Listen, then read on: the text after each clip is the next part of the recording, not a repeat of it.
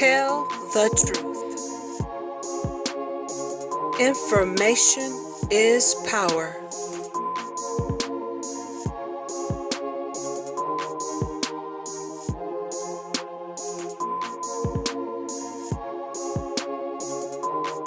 Tell the truth.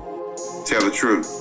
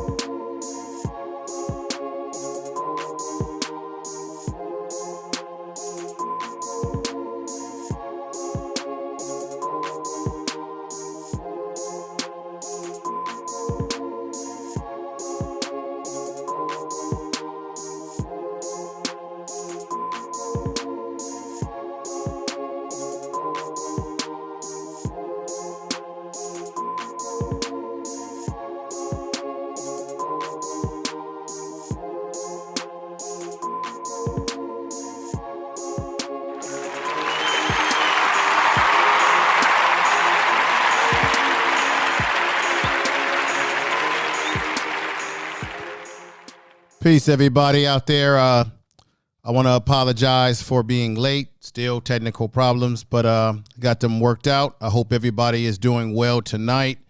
Thank you for supporting the program. I'm going to be as precise and to the point as I can tonight. I'm going to go over a few things. I have a good number of videos to make my argument as strong as possible. I don't need to go over all the details as it relates to what happened to Brother Blake. Definitely angers me. We all seen the video. Young man getting shot in the back 7 times. There are also reports out there that they had a warrant for his arrest due to possible rape. But it's coming out now that there was a bond that was paid, and these charges, as far as I know, have been dismissed or have been vacated as they're using it, and they talked to his lawyer. So there's a lot of things flying on social media or just in media in general that may and may not be true. What I want to do, as we already know, tonight, we got really sad news about Brother Bozeman, Chad Bozeman, and we know him all as the Black Panther. He also played, and I think he did an excellent job in doing the Jackie Robinson movie, 42. He did an excellent job in playing Thurgood Marshall as well.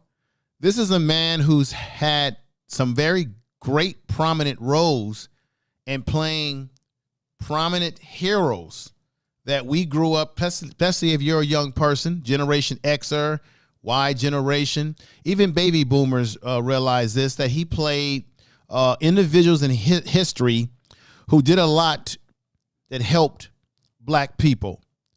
So from all accounts of what we know about Chad Bozeman, and may he rest in peace, I want to give my condolence to his family, those that were close to him, who dearly loved him, that are feeling the hurt tonight. Apparently, the brother, and no one knew this, he must have kept this pretty much under wraps, that he was suffering from colon cancer, which he had been battling for quite some time. So in many of the movies that this is a loss. So I just wanted to put him on the screen before I start tonight. I hope everybody will give his family prayers, because this is sad news. I just heard this news not too long ago. So I want to thank you all once again for being here tonight. What I want to do is definitely get a few people's good words in the chat tonight. get some of your good words, things you have to say about what's happening. And let's make it do what we can make it do. So let me see what we're going to do here. Let's put up here. We got my man DIY who says salute to the brother. I appreciate you coming over tonight and supporting the channel, brother. Definitely. And let's see who else do we have here. Let me put up. I want to put up someone who I have not. Let me see. All right.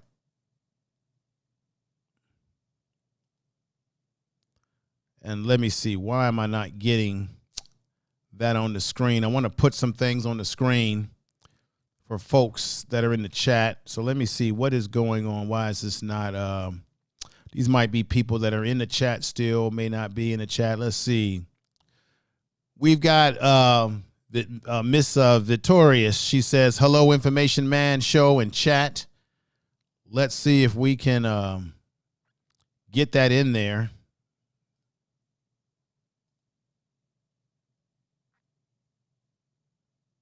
And I know what I need to do here. Let's see. Hang on for a minute, folks. Bear with me for just a moment while I fix something real quick. Oh, now I know what the problem was. Okay, back to the comments. I want to look at some of the comments, and let's see what we have here. Let's see what we have here as we get right into it. And let me go. I keep putting up that comment there, but I want to put up some other comments. And I'm hoping that these comments. So right now I'm having some problems with the comments section. So I'm going to end that tonight. Let me just say peace to Sister B, who gave me a super chat, which I really appreciate the super chat, sister, that you gave me. That was fantastic. Let me give you nothing but fireworks for that.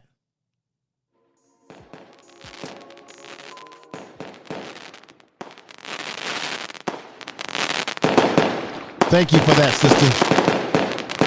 Thank you for the super chat. So I appreciate you super chatting me earlier before I came on. I really appreciate that. Let me see. We got let's see. We got Amy that came in the chat room. We got Brother Gregory X is in the house. Let me mod this brother up.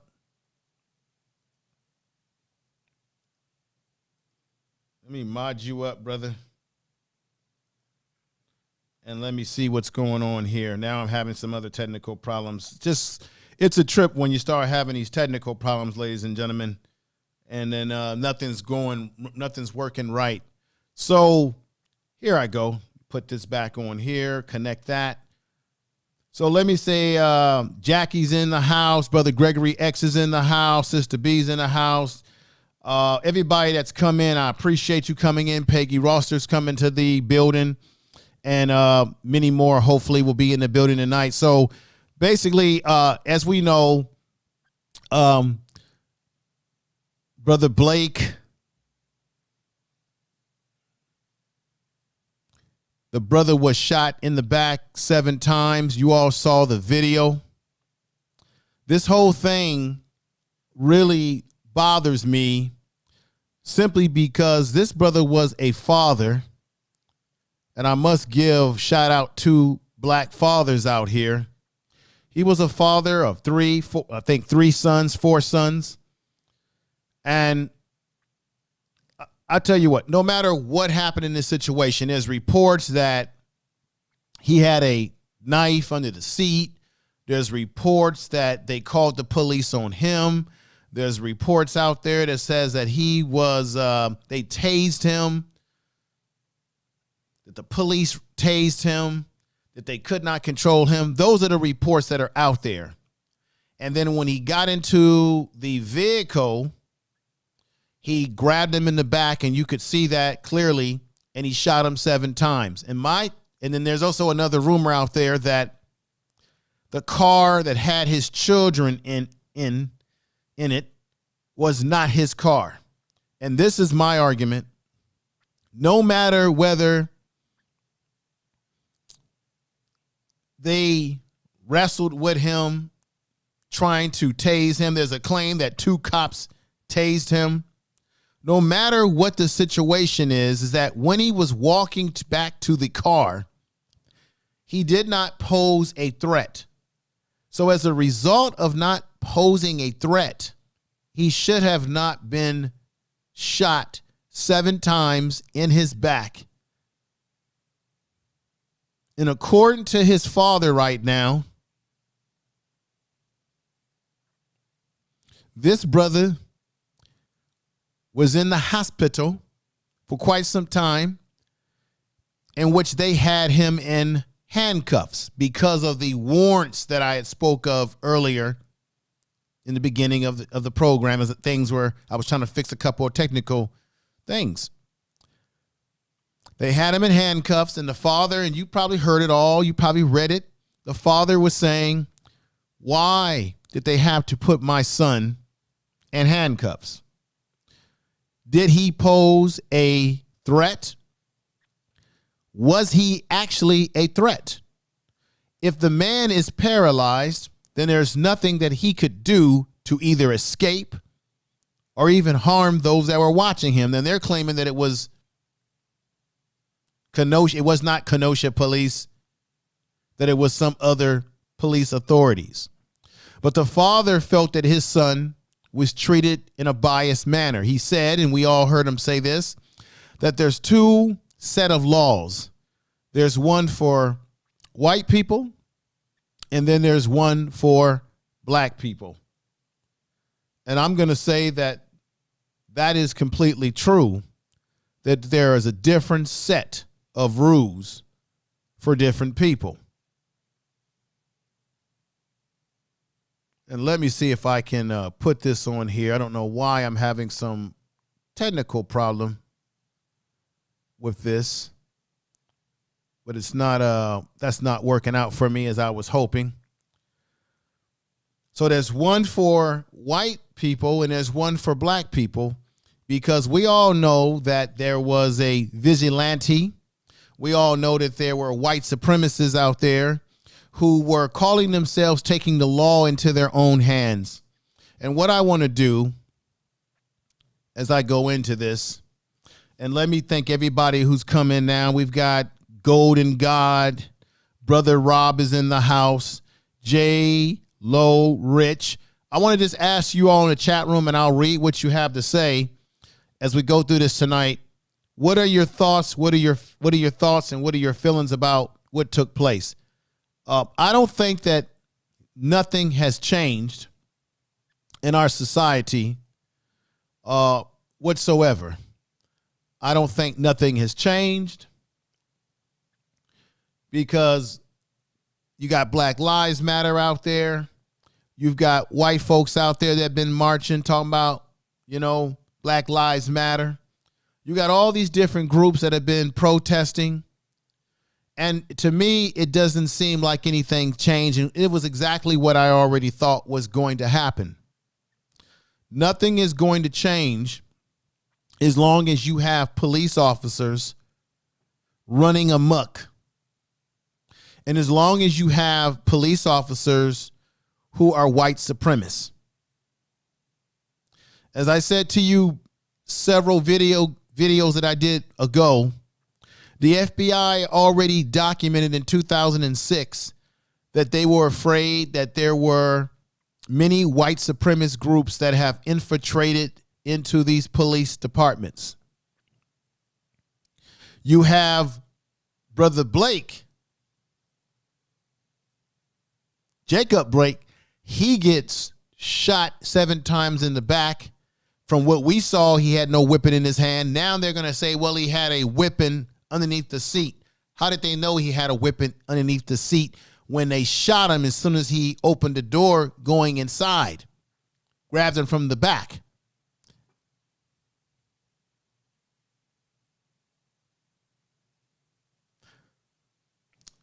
I'm going to tell you right now, ladies and gentlemen, that this issue that happened to Brother Blake is actually bigger than him. Kenosha has this particular community in Wisconsin. Wisconsin has a long history of racism, a long history of bigoted behavior towards black people. This does not begin with Brother Blake, and it does not end with him. What we witnessed on the video and what we're witnessing out there now with the militia walking around, nobody's doing anything to them. They can walk around, shoot people. They can be given water. They can be treated like they're good old American citizens. But Brother Blake, he gets shot 7 times in the back. Then he gets put in handcuffs at the hospital to add more further insult to injury, which did not make a damn bit of sense that they would do that to this brother when he could not get away or do anything. Let me read you something here before I move forward in the presentation. Just bear with me, folks. The events of 2020 aren't the only stories which Blake shooting is a part. What happened to Jacob Blake is also part of a long, troubling history, including those of race in Wisconsin and of police communities' tension in Kenosha. Specifically, the protests are taking the streets to fight to include accountability, the margins, like the measures like body cams. They don't have body cams in this community, and the reason why is the police have, 1, failed to utilize the body cams, 2, did not give a damn or use the budget that were given to them. They claimed that they didn't have enough money in their budget to provide body cams to their officers. See, there should be a body cam for us to be able to witness and see, folks. So they don't have money for body cams, but guess what? There's about 100,000. Their population in Kenosha is about 100,000. Okay? Black folks make up about 11.5% of the population of 100,000. Okay?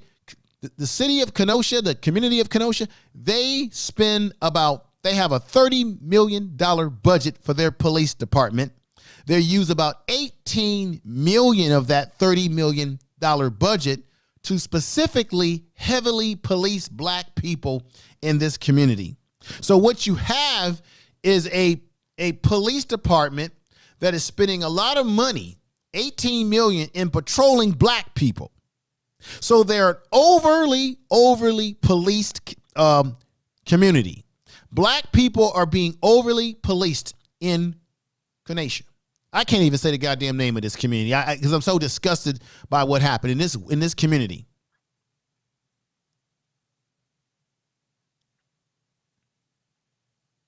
They are heavily over policed, but yet they didn't have enough money to squeeze out the body cam. And we know that police sometimes, when they have these body cams, they turn them off as well. Increasing transparency from the police department had been on the minds of many community members long before this happened to Jacob Blake, Brother Blake.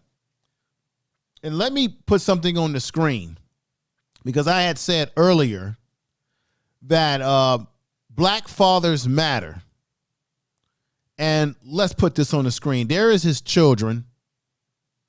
1, 2, 3, and then he has the youngest child. 4 kids. These kids witnessed their father being shot.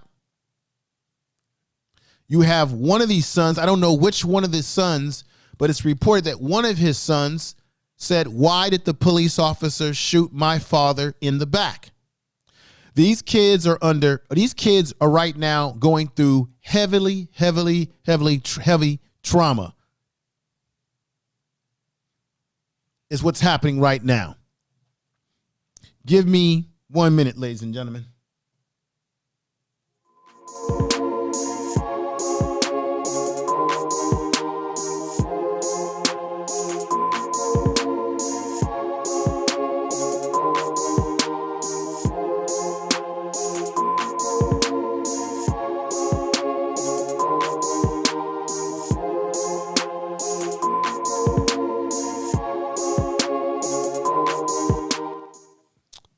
Okay, I'm back. So one of his sons said, why did you shoot my father? Why did the police officer shoot my father in the back? These kids are in heavy trauma. One of the young kids is having an emotional breakdown. These kids are under heavy stress right now. This is not good for their mental health. It is not good for the family's mental health.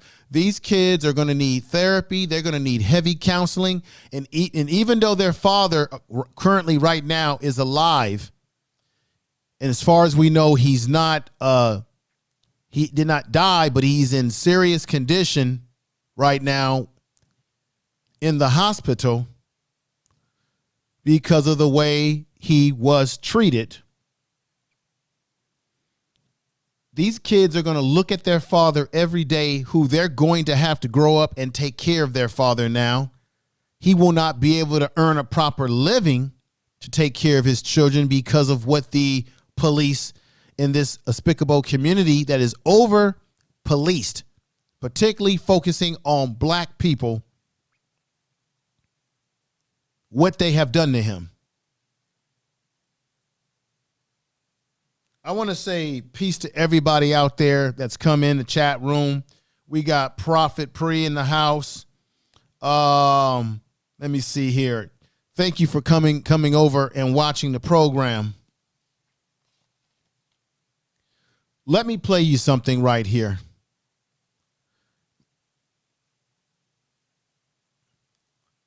Now, I'm going to play this from one of the basketball coaches, Doc Rivers. I grew up watching him play basketball, and let's listen to some of the things that he had to say.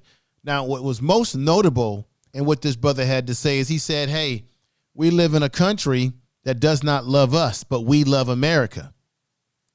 And that's just the thing that Doc Rivers and many other people have to realize, is that, yes, we live in a country that does not love us, even though we fought in every war. We are some of the most patriotic folks on this planet, and we live in a country where we are not well respected, because anytime a militia member can walk out there with guns and get water from police and be told, we're glad that you're out here, and they don't get shot or moved off the streets or told to move, and he's able to shoot people in the streets, tell the police that he actually shot people, and then they allow him to go back home into Illinois. And we're going to get into that as well. I got the video footage of that and everything. Let's hear a bit of Doc Rivers. What stands out to me is just watching the Republican convention, and they're spewing this fear, right? Like, all you hear is Donald Trump and all of them talking about fear. We're the ones getting killed. We're the ones getting shot. We're the ones that we're denied to live in certain communities. We've been hung, we've been shot, and all you do is keep hearing about fear.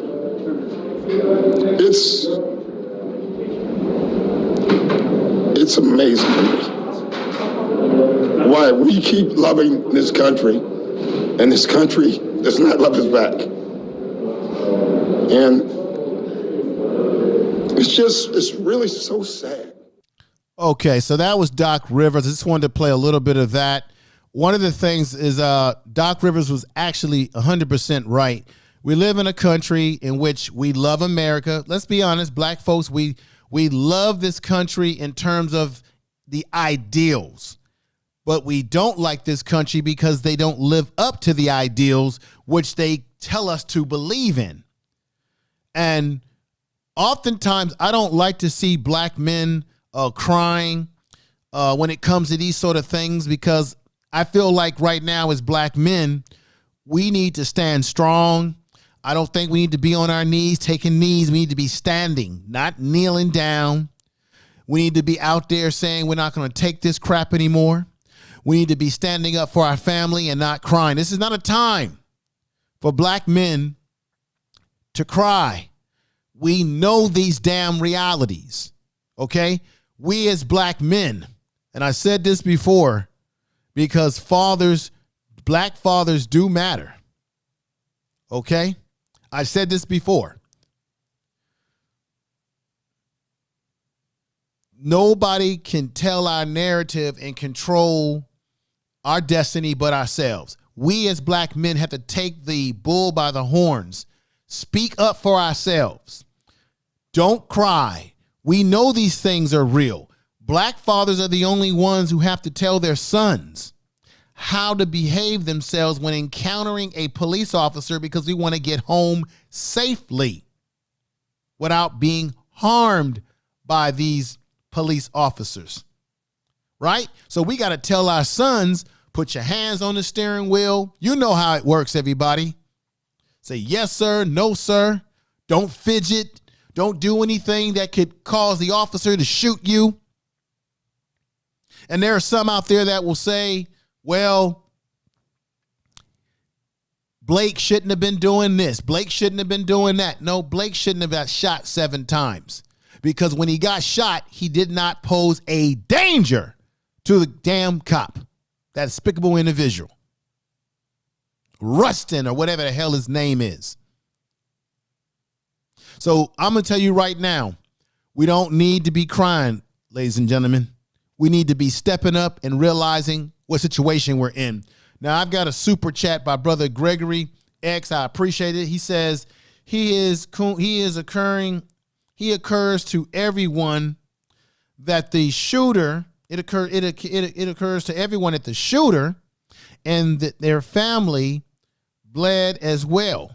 Consequence yield respect, whereas marching, praying, and forgiveness breeds further contempt for black people, black first.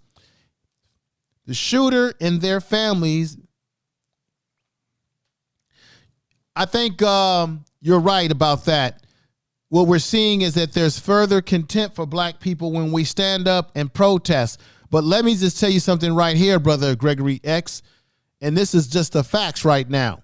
You've got a lot of white folks out there that are protesting, and what's happening, and this is why when we start getting into this rainbow bright, mix everybody together. Oh, it's about a rainbow coalition to fight against these issues. What happens is that we have individuals that are members of these other ethnic groups who are the ones that are out there doing all the damage, burning buildings, looting, all of that. And then guess what? All that gets laid on the lap of black people. Now, say what you will about Black Lives Matter, because I have my issues with the organization, not the people trying to fight for what's right, but the organization and its words on its website, where they don't make a lot of emphasis about black men, where it's all about the intersectionality type stuff. But say what you will, what happens is that everything negative gets labeled to Black Lives Matter. And even if you are a member or not a member of Black Lives Matter, just being a black person, you get lumped in with anything negative that comes out of Black Lives Matter that is being projected by people who are not even black, who are out there breaking up stuff. This is just, you got the Boogaloo Boys out there. You got various groups that are acting as if they are allies, right? And this is why, personally, I just can't get into the ally thing, okay? I think black folks, we need something for ourselves. When you start mixing all these other people in, you don't know what their true agenda is, okay? Their agenda could be to infiltrate what you're doing. And I'm going to show you some stuff and so when Donald Trump, and let me make this very clear, I did a video doing a critique, which I had every right to do, a critique on Joe Biden's running mate for vice president, which is Kamala Harris. I did a critique on her because I lived in California, and when she was attorney general and black people in San Francisco who were asking for her to get involved, she really did not do much to get involved, which is why I said in that video that I did that, to me, everybody involved, from the police to the politicians, and she was a politician, and she was attorney general of the state of California. She did nothing to really do anything to investigate those cops, which is why I say she contribute, in my opinion, and many people who live in the city, to the downfall, to that black folks that live in San Francisco who feel some kind of way about it, who were pleading with her to get involved, and she did not really do much, felt some kind of way about Kamala Harris. And then, of course, you got the usual YouTube trolls out here who want to take pieces of your video and try to say, oh, your info is a Donald Trump supporter. No, I'm not. I believe in critiquing both the Democrats who screw you with Vaseline, and I will critique the Republicans who screw you without Vaseline. Both these political parties ain't worth $1 fries at the store. Both these parties ain't worth $1 of fries. They both have been screwing black folks for a long time, telling us what they're going to do for us. And the thing is, you don't hear any of these groups, Republicans or Democrats, saying that they're going to give us reparations. We want reparations now. So I can do that critique. Anybody that looks at my channel, they can look at my content and see at my content, I'm not a Donald Trump supporter. Doesn't mean I don't have a right to critique both Democrats. I don't care if it's Kamala Harris or it's anybody running. I'm going to critique them if they've got things in their record that are negative. So to the troll out there, and you know who you are, you can kick rocks because you hide behind avatars anyway. You never show yourself. And I don't care. Now, I had to say that because we have to critique all of these people. Donald Trump is a white supremacist. This is why, and he is president of this country due to the fact that white supremacists support him. Donald Trump is president because what happened to brother Jacob Blake,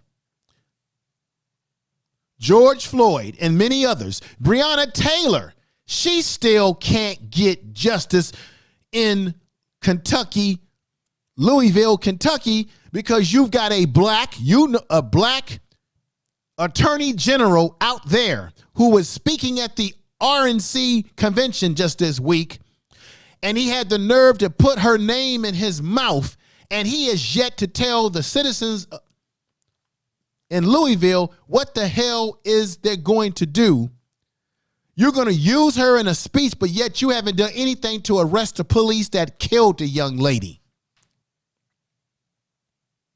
You've got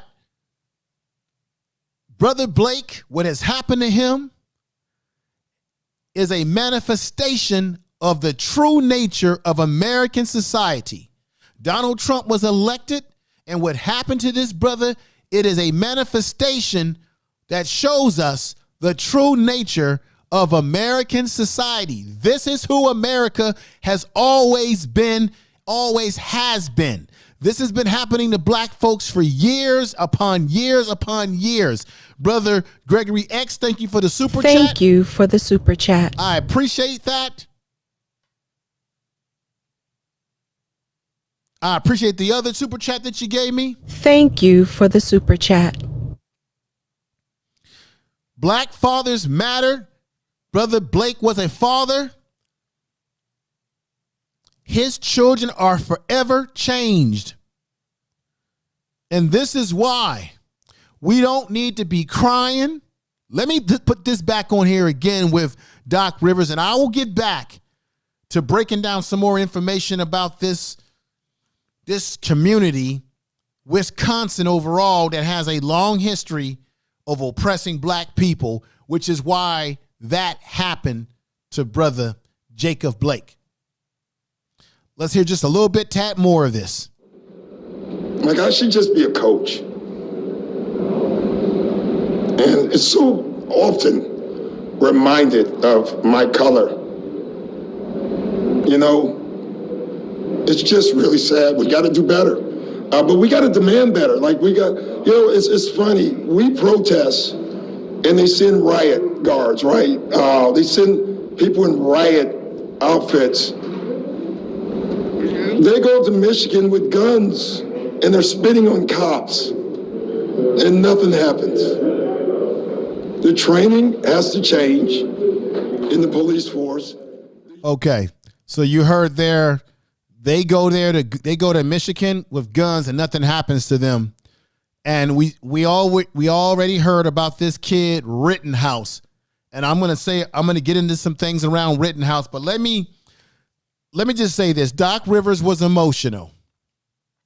Then you had LeBron James, and I'm gonna play some of him talking about black people are terrified. No.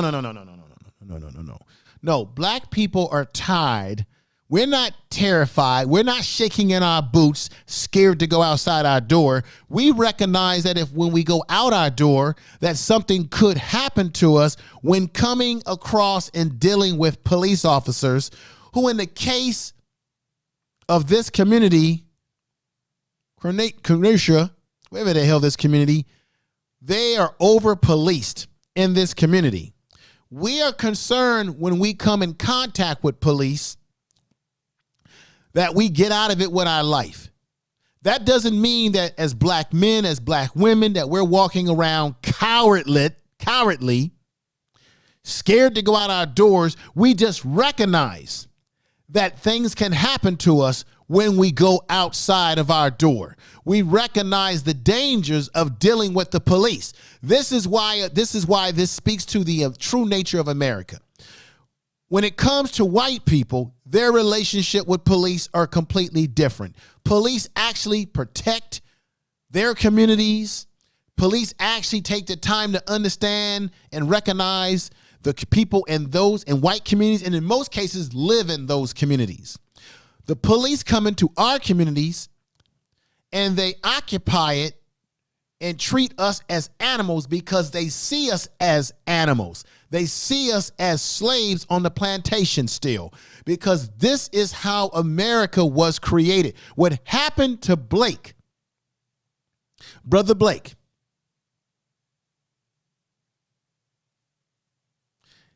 is a manifestation of who America really is. Donald Trump being in that White House is a manifestation of who and what America really is and always has been. This is why I'm not fooled by movements like Black Lives Matter when you have white people who come aboard these movements marching out there. There are certainly white people out there who mean well, who actually want some of these things to stop. But we as black people can't be fooled by this multicultural sort of movement, because at the end of the day, we're the ones paying the price by losing our loved ones, a son, a brother, whoever. Oftentimes you're hearing people saying things like people of color. I even heard Kamala Harris say police harming Native Americans and Latinos. And every time I turn around, it's black people are the ones. Black people are the ones that are being harmed by these cops. It's not the groups, it's not these other groups. We are the ones that are being on front street with this shit. And I don't understand why even our own black politicians are too damn afraid to call it what it is. It's black people out here that are being killed on these streets by these cops, these militia police.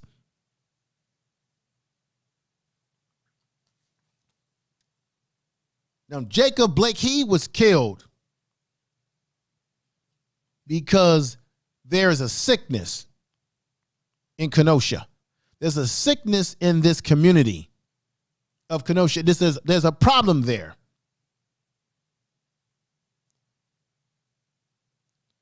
And there's a professor, associate professor at the University of Wisconsin, Madison Department of Afro-American Studies, who says this what happened to Brother Blake is a real reflection of who we really are. Always have been is what she says. Wisconsin history with race is complicated. The state is racially progressive and oppressive at the same time. And the reason why she made these statements is because Wisconsin was one of the areas that black people could go through when they were on their way through the Underground Railroad going north to get away from the South. But however, when black people decided to settle in Wisconsin, in this community, that's when there was a problem where white people did not want them to live there, make it their community and stay there. That's when they start experiencing the racism of white people, white supremacists in this community. When black people decided, hey, I want to lay my head here. We want to make a community here. As long as we were just passing through the state of Wisconsin, we were okay. Other than that, then there was a problem. That's why they were saying that it's racially aggressive, progressive, but at the same time, racially suppressive. That's where that comes from. Now, let me go in here. Wisconsin was a place of refuge, as I said, ladies and gentlemen, for many people who escaped slavery, who could find help getting to Canada. So they were going up to Canada. From there, but the state also scrapped an early draft of its constitution that would have called for the referendum on black male suffrage, meaning not allowing black men or women to be able to vote. This is what they did in this state. The vision of the state constitution that passed in 1848 ended up allowing only white men to vote. If you were trying to flee bondage and to get through Wisconsin, you could, let me go on here. You could find help. However, if you were trying to settle, as I said before, and live your life as a free black person in Wisconsin, you were pushed to the margins. Okay? On one report found that the Midwest states, including Wisconsin, made up 10 out of 11 of the states with the largest ratio between black and white unemployment in 2017, ladies and gentlemen. And 5 out of 6 of the counties in this metropolitan type region where black residents experience concentrated poverty at a rate of 40%. Can you believe that? 40%. A measure whether a large number of people in a certain area are poor, are living in the Midwest like Milwaukee, which Milwaukee is among them.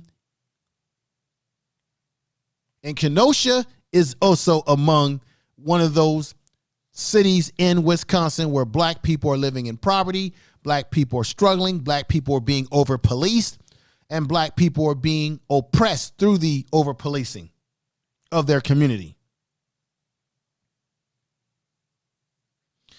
You have a high school called Central High School, which dresses up as Ku Klux Klan. So you have a high school out there where they were dressing up as Ku Klux Klan members for class presentations. That was just a year ago in this community. The Southern Poverty Law Center tracked 15 hate groups, including neo-Nazis and white nationalist organizations with a present in the state of Wisconsin. That's why you had the young white boy Rittenhouse walking around with his gun and did not get arrested when he shot people at that time. He was able to go back home to Illinois. And this is the thing. He's not even from this community. He came into Wisconsin outside of another state. He has a gun, 17 years old, wasn't even supposed to have that gun, and he crossed into other state lines with other people, claiming that he was there to protect some businesses. Well, if that was the case, what the hell was you doing walking around with people out there trying to intimidate them with your gun?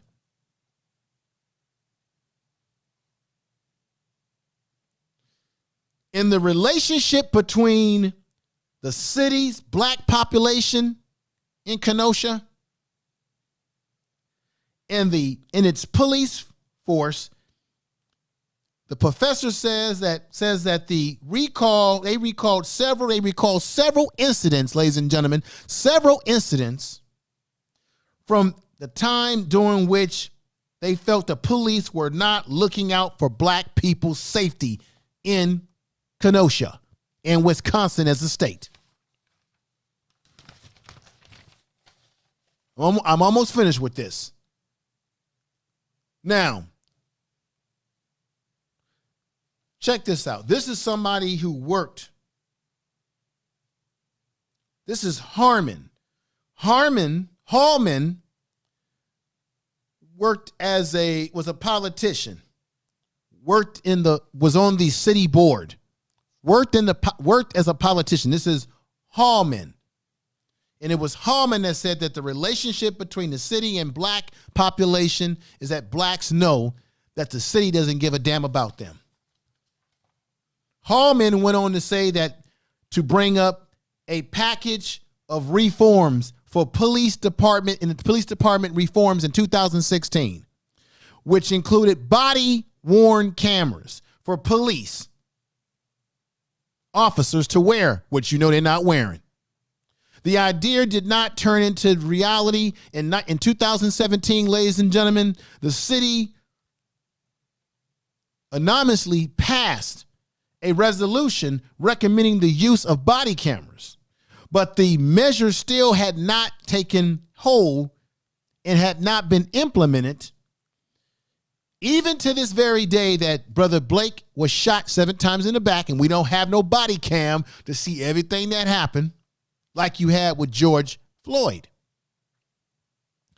With the city officials citing cost as an issue, and the mayor confirmed that the body cam will not be implemented in Kenosha, whatever the hell this goddamn community, will not be implemented in Kenosha until 2022. So they've been bullshitting around.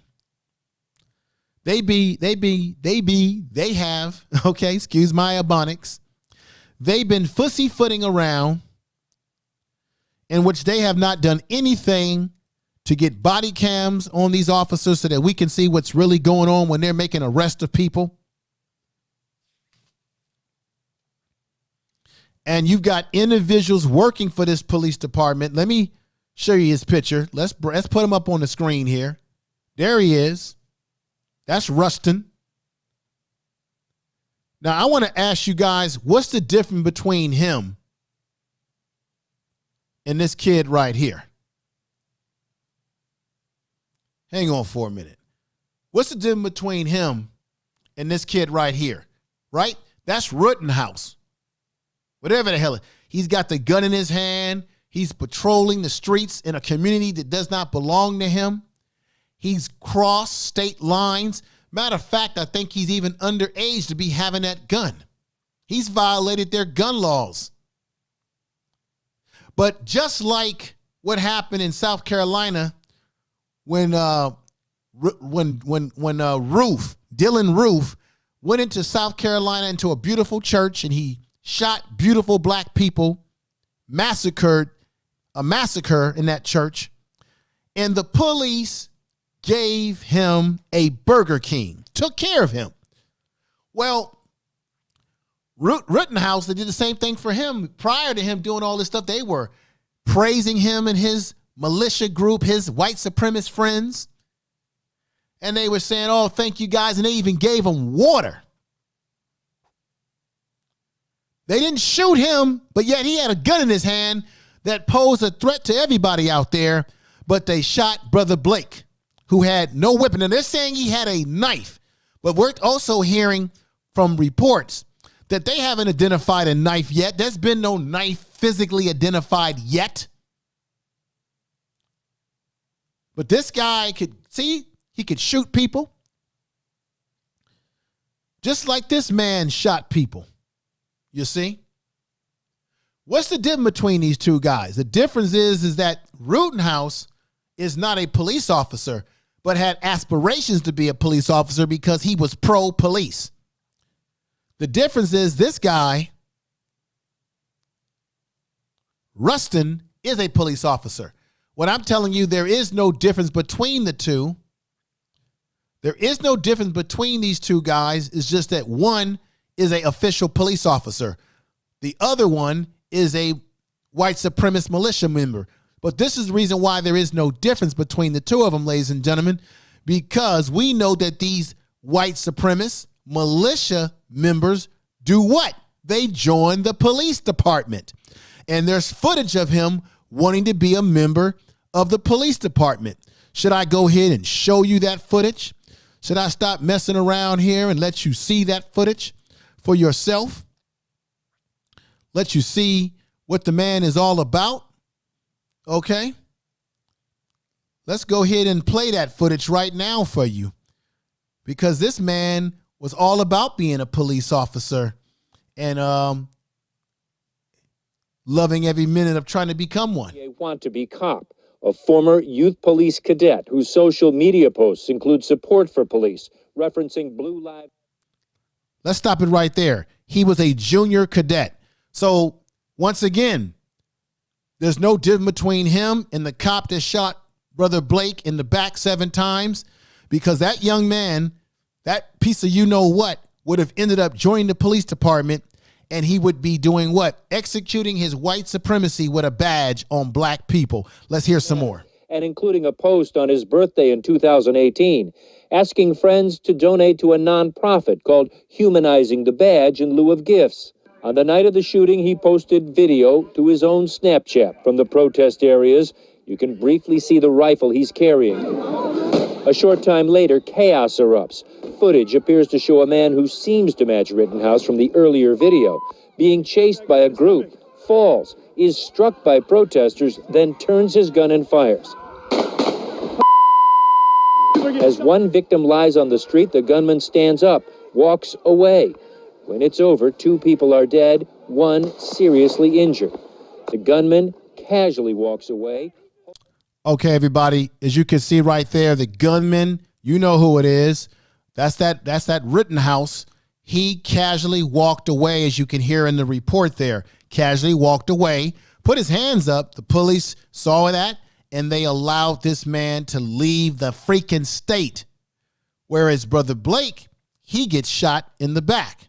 Now, let's hear some more of this. Holds his hands over his head as police seem to ignore him and the gun slung across his chest, even as protesters identify him.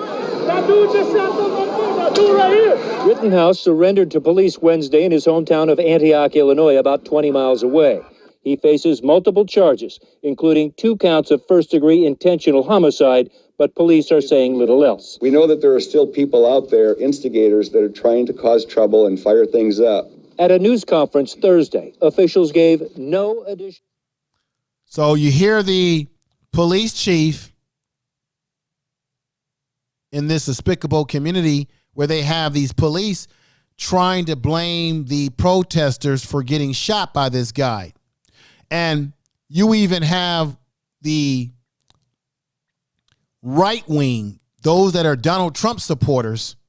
You've got them out here caping for this kid, giving him praises. They've got I think they've got money that they're raising for his defense. He's got a lawyer already. And these are the same people that support Donald Trump, right? So people who say, oh, Donald Trump has white supremacists that are supporting him. And he praises them. So anybody out there, especially black folks who are a supporter of this white supremacist, you need to look at yourself in the mirror, because Donald Trump, by the way, when Brother Jacob Blake was shot 7 times in the back, and he had already been in the hospital for a week already, which I got this and heard this from his father. He said that Donald Trump called after 4 days or so many days had passed. And he said, you know what? I'm not going to kiss Donald Trump's ass. We don't really give a damn about his apology. His apology means nothing because he gets back to us after the fact to call up and say, to try to talk to us. So he said Donald Trump can kick rocks. While Donald Trump doesn't speak out about what happened to his son, Donald Trump doesn't speak out about the vigilante white folks out there. Now, when Donald Trump is sending out these state troops and he's talking about the Democrat-run cities and all of that, wait a minute. As I said before, you've got white supremacists out there who are causing problems and escalating the violence that's happening out there. White folks. And I don't see anybody, I don't see anybody in the media. I don't see Donald Trump or anybody calling out white people and saying, get your goddamn kids off those streets. Why are white folks burning their own community? When they're talking and another thing too, when they're using words, Donald Trump, when he's using words like law and order, that's a buzzword to these white supremacists. That means law and order means we got to get these Negroes under control. We got to stop this Black Lives Matter movement. We got to stop black folks from exercising their rights. That's what the buzzword of, when you hear him say that, that's the buzzword that means us. Law and order is about controlling us.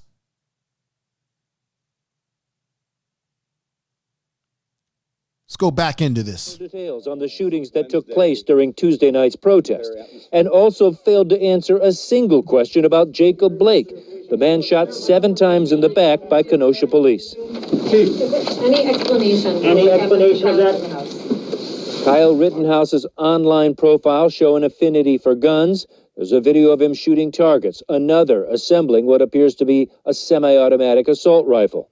His TikTok bio shows he's a supporter of Donald Trump 2020, and he apparently attended a Trump rally in late June. There you have it right there. What do all these white supremacists have in common, ladies and gentlemen? What do they have in common? They're Trump supporters. They're mega hat wearing individuals. They're let's make America great again, which basically means let's get rid of black folks. That's what that really all means, because you got to ask yourself, when was America not great? It's always been great for white people. Has not been great for black people, because our ancestors had to work hard to get us to where we are just right now. So what do you mean when you say make America great again? Now, Rittenhouse, as you can see right there, it's pretty obvious that he had affinity for police officers. He had an affinity for Donald Trump. And when Donald Trump puts out these dog whistles, you got these white supremacists like this kid who are listening to that, and it resonates in their mind, and they want to go out and take the law in their own hand.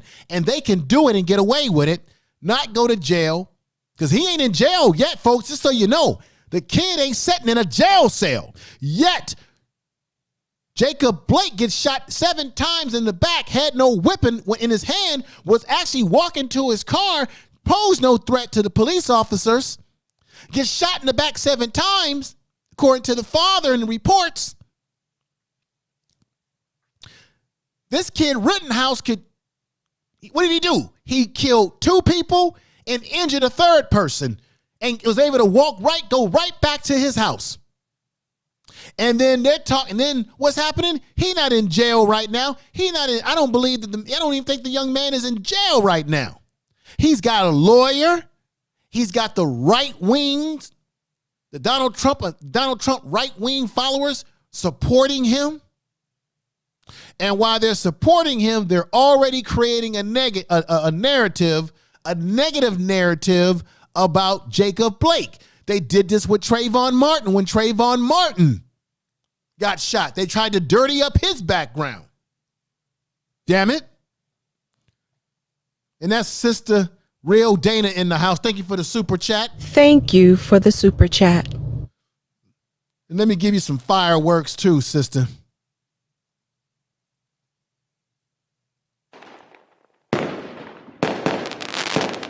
Thank you for the super chat.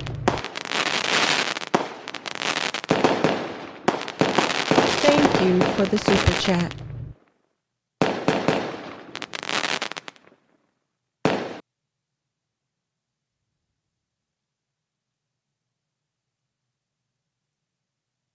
All right, I'm back. So the real Dana's coming in the house. Thank you for the super chat, sister. Make sure y'all check out her channel. I got to get her back on for another 1-to-1 again. She's dynamic. I like where she's coming from and her point of views. And for everybody out there watching the program right now, don't forget to subscribe to the channel. Please subscribe to the channel. And I want to say to everybody, you made it possible for me to get to 10,000 subscribers now.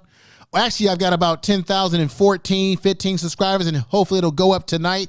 So make sure you subscribe to the program, because I definitely would appreciate the support. We're just going to keep growing this. And go ahead and share the video tonight.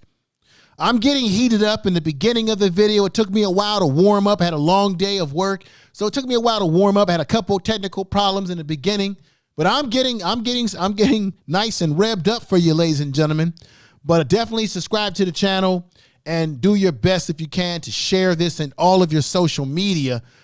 Thank you for that. I really appreciate all your support that you've given me to this channel, and thank you.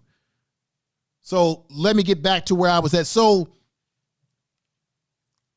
this kid is being backed by the Donald Trump right-wing contingent.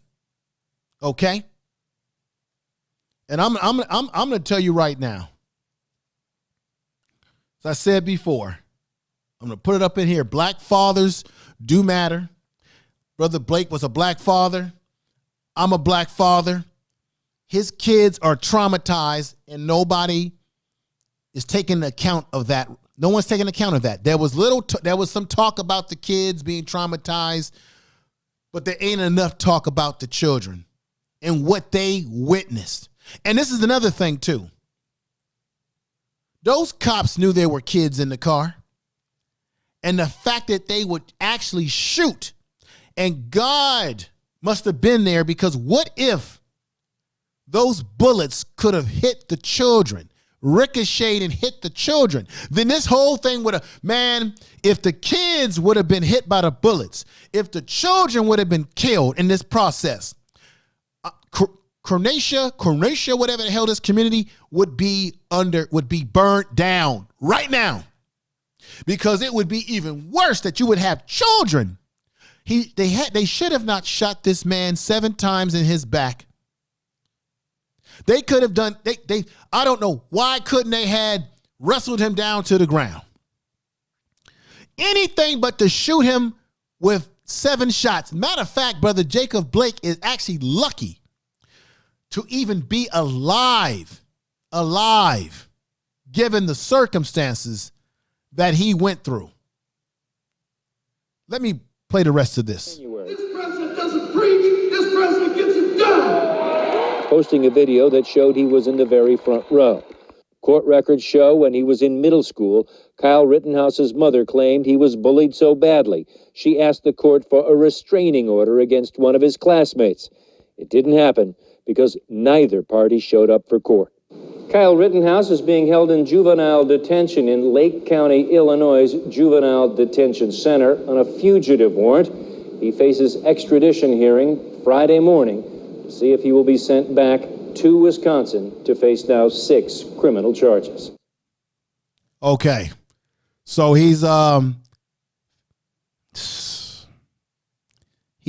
this kid is not even in freaking prison right now. He's not in jail. And the lawyers are already saying that this was self-defense. I'm going to give you my strongest opinion. I would not be surprised if he gets off for this, if they're able to somehow manipulate the system and say, well, it was self-defense. You know, he's a white guy. It was self-defense. Okay. Meanwhile, the father of Jacob Blake is in a lot of pain right now, ladies and gentlemen. You've heard him. I'm going to bring up the mother's picture as well. But the father is in a lot of pain right now. Okay? Because like he said, they shot my son 5 times. They shot my son 7 times. They shot my son. They did not have to do that to my son. This is what the brother said. They did not have to do that to his son. But they did. They didn't give a damn. They did not give a damn. Let's hear him. They shot my son 7 times. 7 times. Like he didn't matter. That's Jacob Blake right there. A video circulating online appears to show an officer shooting him in the back as he tried to get inside of his car. His 3 sons were inside. An attorney says Blake was trying to de-escalate a domestic disturbance. Demonstrators want the officers involved to be held accountable. Blake's mother is calling for peace. If Jacob knew what was going on as far as that goes, the violence and the destruction, he would be very unpleased. Kenosha police say the social media video does not show everything that happened and the officers involved are on leave. Okay. Let me come back in here. So you could see the father saying they shot my son 7 times. Many of us have seen this footage already. The mother had a different disposition. She was more about stop the destruction to the property. She was getting into the whole thing about we need prayers, we need healing. And I don't want to be disrespectful to the mother because she's in a lot of pain. But I got to be honest. Why is it that when black people are harmed in this way, why is it that we always have to be the ones to say, I forgive? Let's pray. Let's have peace. Why are we always the one having to chant this type of stuff? Okay, the police that shot her son, they weren't peaceful. They didn't use restraint. They didn't take their time in dealing with the young man. They shot him 7 times in the back. When these police are killing black folks in the street and these militia and these cops in the street, they're not non-violent with us. They're not pulling out the Bible and saying, let's read a Bible quote. They're not saying, you're my brother, you're my sister. They're not saying it.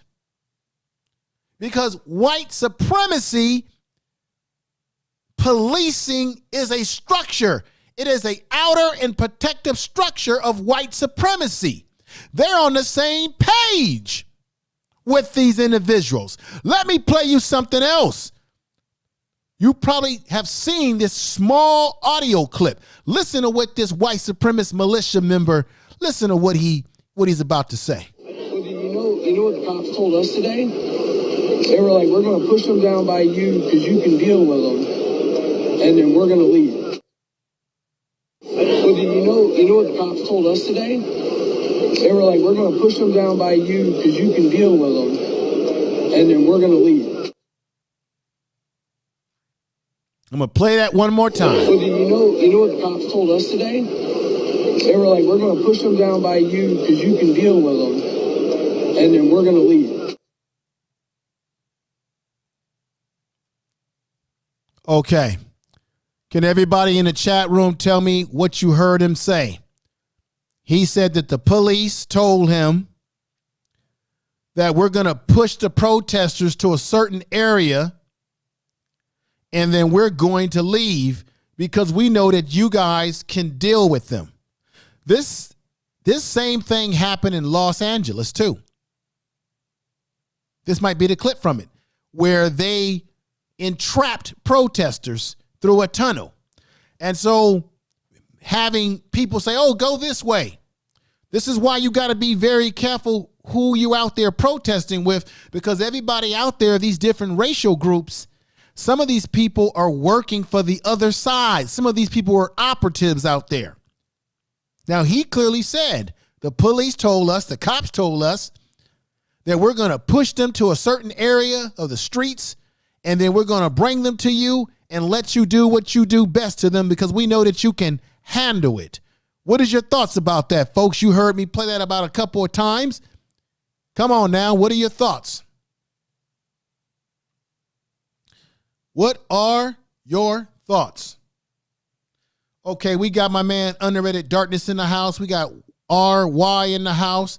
Anita B is in the house. August Dreams is in the house. Johnny Moore is in the house. Okay, we got G Scott in the house. We got the B lady in the house. Good to see you here, sister. Good to see you here. What do you think this is all about? What is that showing you? That they're working hand in hand with the police. These are the people that are out there involved in these protests. Well, they're infiltrating themselves in these protests, and they're causing damage out there. And then what's happening is that Black Lives Matter and when people think about Black Lives Matter, believe me, the larger society, when they think about Black Lives Matter, they're not thinking about the white people that are out there protesting. They're contributing it to black people. So they're saying, oh, these black people are out here doing this. This is Black Lives Matter, and Black Lives Matter is a black organization. They're not going to say, oh, this is white people out there, Asian people, Latino people. You notice they're not distinguishing the race of people. They're saying Black Lives Matter. They're making sure they emphasize that so that you can acquaint it with black people. Most of the destruction that has happened in these protests have not been by black people. It's been primarily by young white folks out there protesting, and then the provocateurs that are out there, the provocateurs that we cannot forget that are out there among people causing problems. They're causing problems, and we have to recognize that, folks. We have to be aware of that reality, that these people are out there. And they don't mean us any good. They don't mean us any good.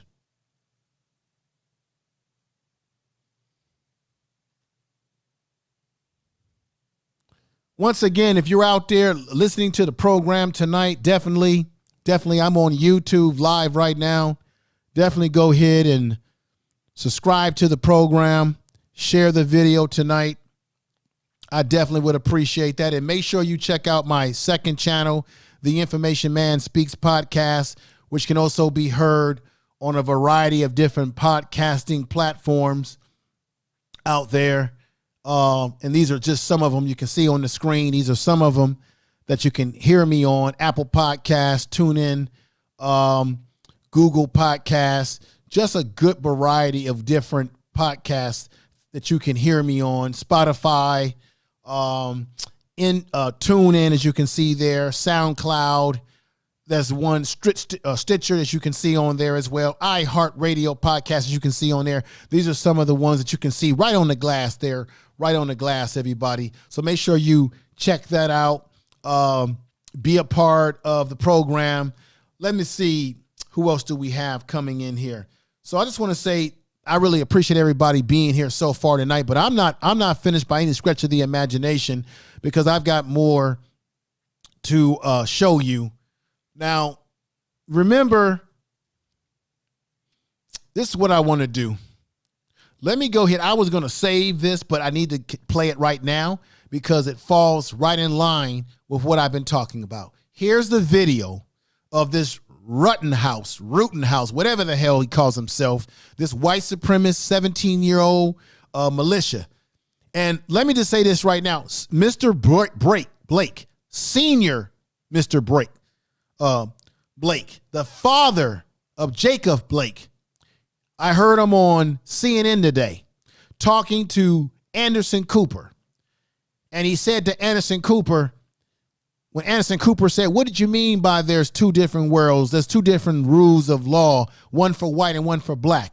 And he said, I meant exactly what I said. The white boy could go out there and kill and walk around free and go back home, where my son is shot in the back. And then he's brought to the hospital and put in handcuffs. This kid Rittenhouse is not in handcuffs tonight.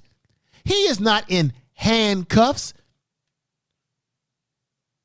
Ratton, the other one, Ratton, the cop who killed his son, he's not in handcuffs tonight. He's not even arrested yet. You've got these police officers down there talking about don't rush to judgment. This is whenever they tell you don't rush to judgment, ladies and gentlemen, that's because they're trying to figure out how they're going to spin their lie, how they're going to spin the okie doke to fool you and me and tell you and me that our lying eyes did not see what we saw on video. They're trying to figure out their story to manipulate this, because this is the thing that they have on their side, these police officers, like this guy here, okay? What he has on his side is he has what? He has qualified immunity, meaning there's a high probability that he could get off of this because they're already talking about, oh, Blake had a whipping. Oh, Blake was the one that was causing the problems. Oh, Blake might possibly have some warrants out for his arrest as it relates to rape and things of these nature. Now we're hearing that these warrants have been dropped and they may not be true. But we do know that whenever black men are killed, the first thing that they do is attempt to dirty up their reputation. They got to dirty them up. They got to make you see them as a thug. They got to make you see them as dangerous. They got to make you see them as not human, as an animal, just like they did with Trayvon Martin, just like they're trying to do with George Floyd. We still haven't gotten justice in the George Floyd case. We still haven't gotten justice for Breonna Taylor. You still haven't gotten justice for Rashad Brooks. There's no justice. Nobody's going to jail. You notice that, folks? All these black folks are being killed by cops. Ain't nobody in nobody's jail. But yet you got white boys, and I'm going to call them that, white boys like this walking around with semi-automatic rifles, 17 years old. He's not even in his jurisdiction. Killed someone, killed two people and injured one. As you can see there, you got people like this walking around and nothing happens to them. Okay? Let me put this up on here to give you some thought for mine. Remember the umbrella man out there in Minnesota? Umbrella man, there it is. Remember him? Now it's coming out, ladies and gentlemen, that he's a part of a white supremacist prison gang. He was the one that was walking around acting like he was protesting peacefully, when actually what he was doing is he was busting out windows, causing chaos. You've got groups like the Boogaloo Boys, racial white supremacist groups that are going out there wearing Black Lives Matter shirts. I even saw a footage. You see what's on the screen there, ladies and gentlemen. That's the umbrella man. His girlfriend ratted him out. Said she brought the damn umbrella for him. He's a member of a white supremacist group that's been identified now as some type of prison gang. I even saw footage on television of white kids that were spray painting buildings with spray painting buildings with Black Lives Matter, with wearing Black Lives Matter shirts. And black people were like, what are you guys doing? You're bringing trouble on to us. And these were infiltrators, because when they do that, they can go back home to their family. They can go back to their society that will only see them as a troubled youth, a youth that was out there getting in some trouble, and we forgive them. They're youthful. They were out there protesting with the black folks. And, you know, we understand Mary and Ken and Karen. Ken and Karen were just out there, you know, exploring their youth, right? So they can go back home to their communities and be forgiven for their transactions. But black folks, we can't afford this, because no one's going to forgive us for our transactions, whether negative or good. Okay? No one's going to do it. So just remember the umbrella man. Okay? Because these are the individuals that were out there causing it problems, but nobody wants to call it what it is. Now let's go into the video. This is the video of all mothers of videos that provides the notion that these white supremacist groups work hand in hand with the police. Why? Because a lot of these police departments have white supremacist groups in them. They have a consolidarity with each other. They see each other as brothers working together. Let's look at the video. This is the bullshit, ladies and gentlemen, but check it out. Yeah, no laser pointers either. No laser pointers. They think that's guns too. That's what started most of it. Way back by the gas station again. Hey, thank you guys. Need water? There's the gas bar right. You need water? We'll do anyone. Thank you! All right, come on guys, let's get out of here. Damn. Which way should we all Hey, let's go get some for a couple. Thank you.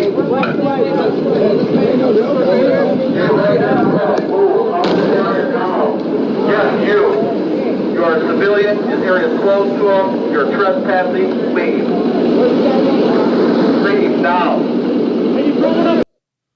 I'm going to stop that right there and come right back to it, but I got to say something to you, everybody in the chat room. I don't know if you caught it, but it was the police who actually solicited them to come over to get the water. You're going to hear the police saying, thank you guys for being out here. And why this white boy? That's Rittenhouse, the one who shot 2 people dead. Okay? Shot 2 people dead, ladies and gentlemen. And then turned around and injured a 3rd. He was walking out there trying to get water from the police in that police vehicle, that militarized vehicle, while they were telling other people to get the hell off the streets, but didn't tell them to get the hell off the streets. They're not the police. They had no right to be, they had no business of being out there with weapons in their hands. Check the rest of this out. This is some damn, you know what. We got a couple. We got to save a couple, but we'll give you a couple. We appreciate you guys. We really do. Whoa, right there, right there. God damn it. God damn it. Bovine excrement, ladies and gentlemen. Bovine excrement. You see that? He says, we got a couple of waters. We appreciate you guys. You see him coming out of there, and he throws them the water. Let's go right back to that. God damn it. Hey, can we go this way? Can we walk this way? Hold on. I need water. I need a step. Really do. Thank you. Can you throw it up here? Officer, can you throw it? We got a couple. We got to save a couple, but we'll give you a couple. We appreciate you guys. We really do. Thank you. Hey, can we go this way? Can we walk this way? Hold on. I need water. I need a step. I'm sure they have a lot of bottles of water. That's all we can spare. Thank you. Nice truck. You're going to have to get out of there. You're just the last one. Listen to this nonsense. So they give them water, and then they're steady telling other people, you got to get out of there, get off the streets. Then this white supremacist group with Rittenhouse are saying to the police officers, can we walk down the street? Can we walk down here? And you never heard the officers say to them, no, you can't do that. You can't do that. Oh no, the officers were friendly to these kids, 100% friendly to them, not kids, but to the kid Rittenhouse and all those other people that were out there with him. Okay, they were having a good old time out there. The cops gave them water, said, this is all we can spare. We appreciate you guys for being, I mean, this is, man, goddamn, listen to this. You're going to have to move south or you're going to get off this block. This is the last warning. You will disperse. All right. So now, please, thank you. Hey, thanks for attention to us, man. All right, let me come back into here, folks, ladies and gentlemen. We got, my man, Da Snootvis.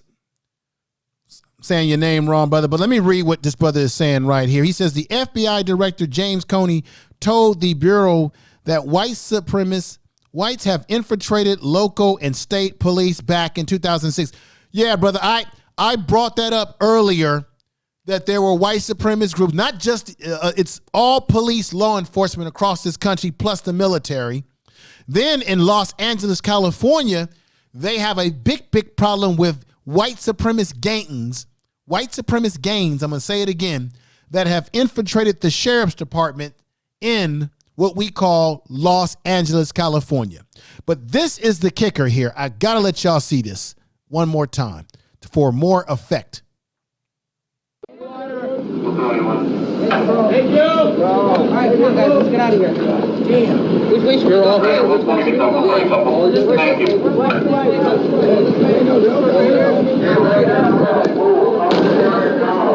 Yes, you.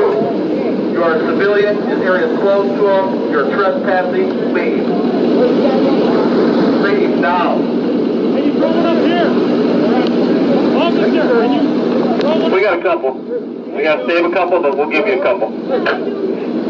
We appreciate you guys. We really do.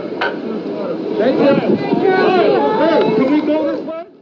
We appreciate you guys. We really do. We got a couple. We can give you a few, but we appreciate you guys. Officers, can we walk down the street with you guys too? Oh, yeah, you can. Hey, you over there.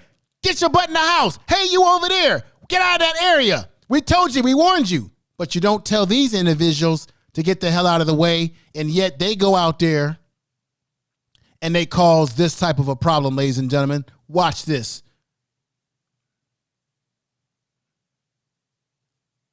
Hang on for 1 minute, because I'm going to bring this back up to where it needs to be. You tell them to get the heck out of you tell everyone else to get the hell out of the way.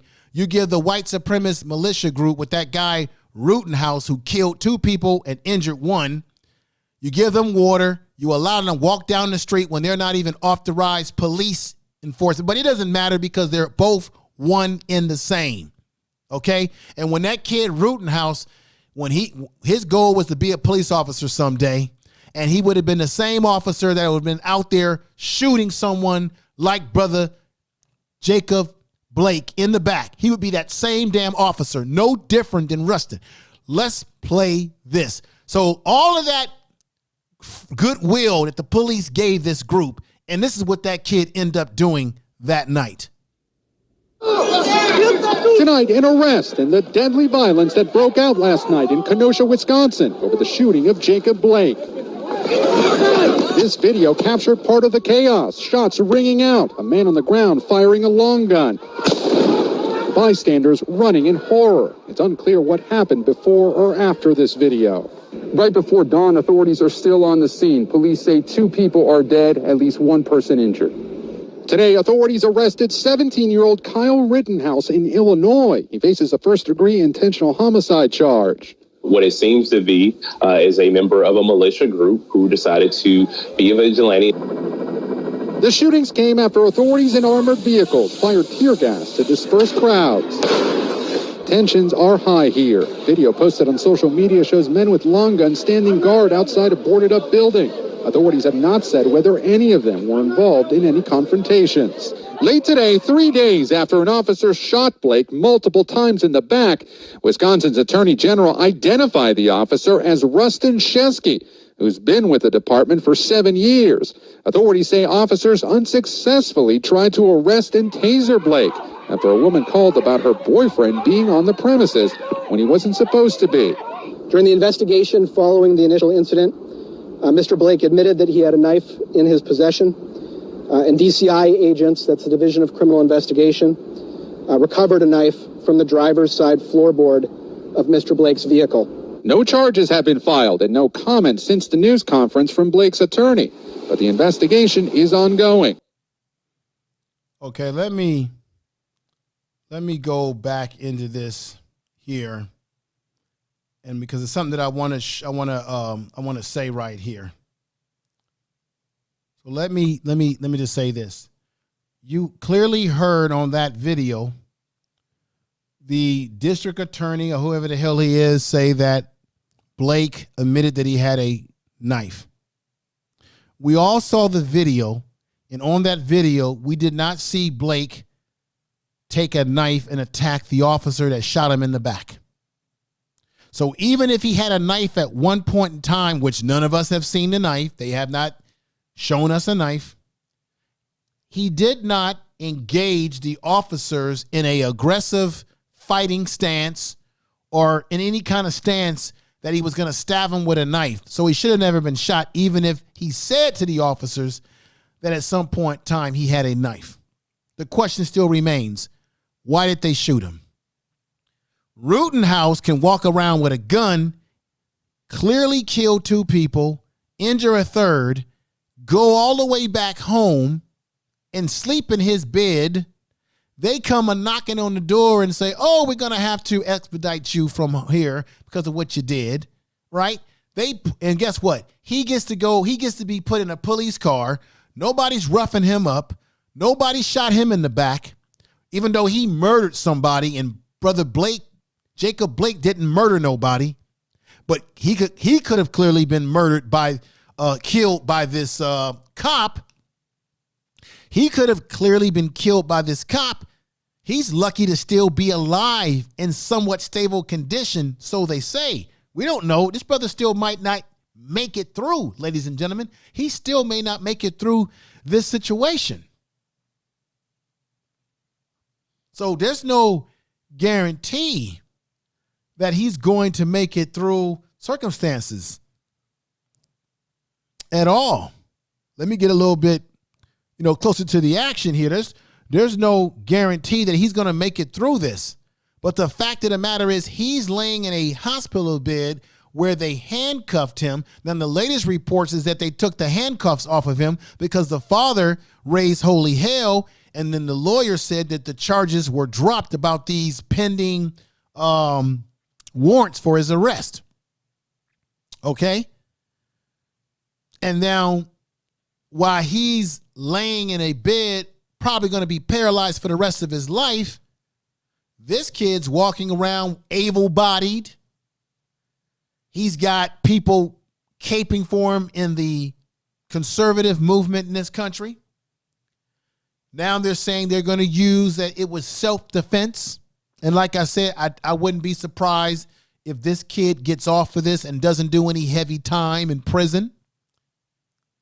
I wouldn't be surprised if the police officer who killed Jacob Blake, I wouldn't be surprised if this police officer gets off as well. I feel bad for the mother as she was speaking in a sort of a church type of tone about forgiveness and all of this kind of stuff. And I'm going to be honest with you. Anybody takes my child out of this world, anybody harms my child, my son, my daughter, okay? Anybody harms my loved one, anybody takes my son out, my daughter, and then potentially could have harmed my kids, my grandchildren, as in the case of Jacob Blake, his children could have been harmed by this. There's no way in hell that I'm going to set up on television and say, it's time for some healing. It's time for some love. Let's all join hands and let's sing about it on the mountaintop. We shall overcome. Hell no. Hell no, I'm not doing that. Hell no, there's no time for forgiveness. You just took my child away from me, my son, my daughter, and you could have also taken my grandchildren away from me. Now, I understand the mother is emotional. She's in a lot of pain over what happened to her son. He didn't deserve that. She didn't deserve to lose her son and potentially have her grandchildren who could have potentially been killed in that situation or injured seriously. She didn't need that. She didn't deserve that. Nobody does. But that's the reason why this is what happens. You see the American flag? This is why this happens in America. This is why you have people that will burn some shit down, go out there and protest and cause problems. You can have, like I said, you can have the provocateurs out there. You can have the infiltrators out there, and you can have legitimate protesters that are frustrated out there who are saying, I'm tired of this. I think this picture is very fitting when we look at American society, because you see the flag with the flames in the back of it, because I'm telling you, America is burning. America is burning from within and from without, because American society is not a society that is equitable. I'm going to quote my man, Cornel West, who said once that America is a failed social experiment. America is a failed social experiment. It is not working. It is not equitable to those people who have worked hard in this country to build this country, to put this country to where it is today. It is not in the best of order. It is a failed social experiment. I do not believe that America can redeem itself. We have had Dr. Martin Luther King, who talked about nonviolence. He lived a nonviolent life. He marched peacefully to get us certain rights within the civil rights movement, and they killed Dr. King. Malcolm X was trying to liberate us. They killed him. Well, they got people that look like us to kill him.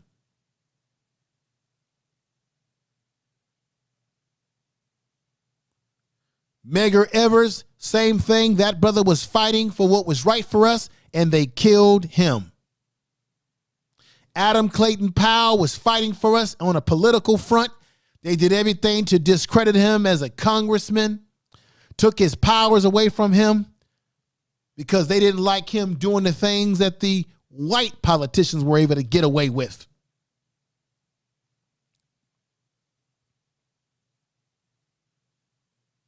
There have been many black leaders, sheroes, and heroes that have been taken down before their time.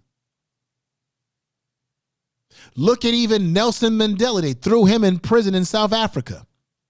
And that man was being peaceful. No matter where black people are on the globe, when we show peace, when we protest peacefully, you spit in our face. When we protest peacefully and say we want change, we want reform, do we get it? Hell no.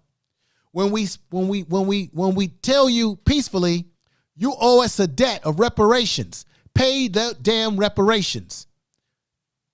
We don't get any answers. People want us to vote for the Democrats or the Republicans. The Democrats give us a bunch of promises that usually never come true. The Republicans don't have anything to offer us because they don't talk policy.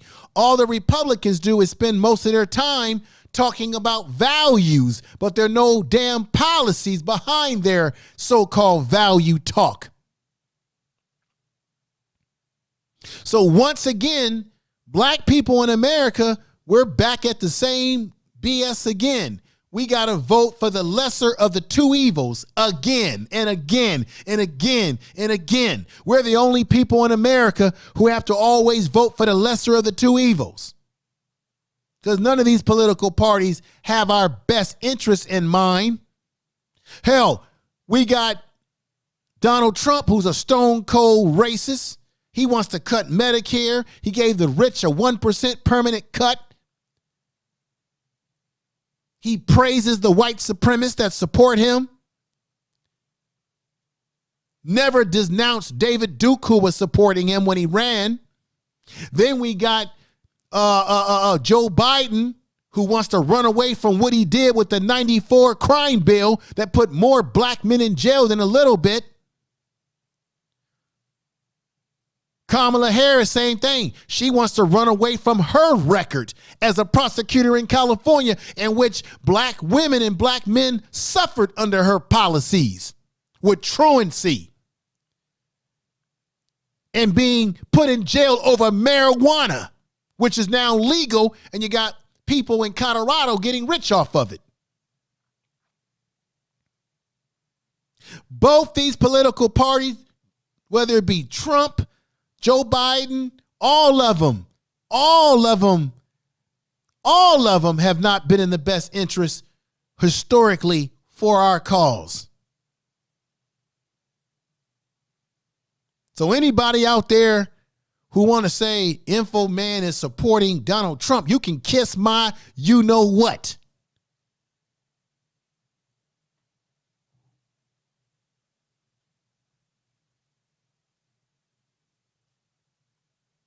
I'm pissed off. Brother Blake was shot in the back 7 times. That could have been any one of us. Any one of us could have felt that fate that brother went through. Any one of us could have been mistreated in the way that brother was mistreated that night. And for anybody that super chatted me, let me hit the button. Thank you for the super chat. I want to thank you for the super chat. Those of you who super chatted me, let me give you some fireworks as well. I appreciate it. Definitely.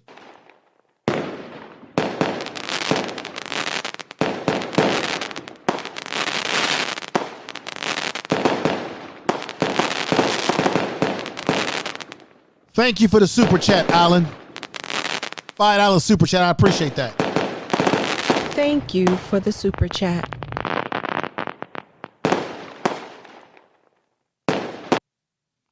I really appreciate that. And once again, everybody, if you're new to the channel, make sure you subscribe to the channel.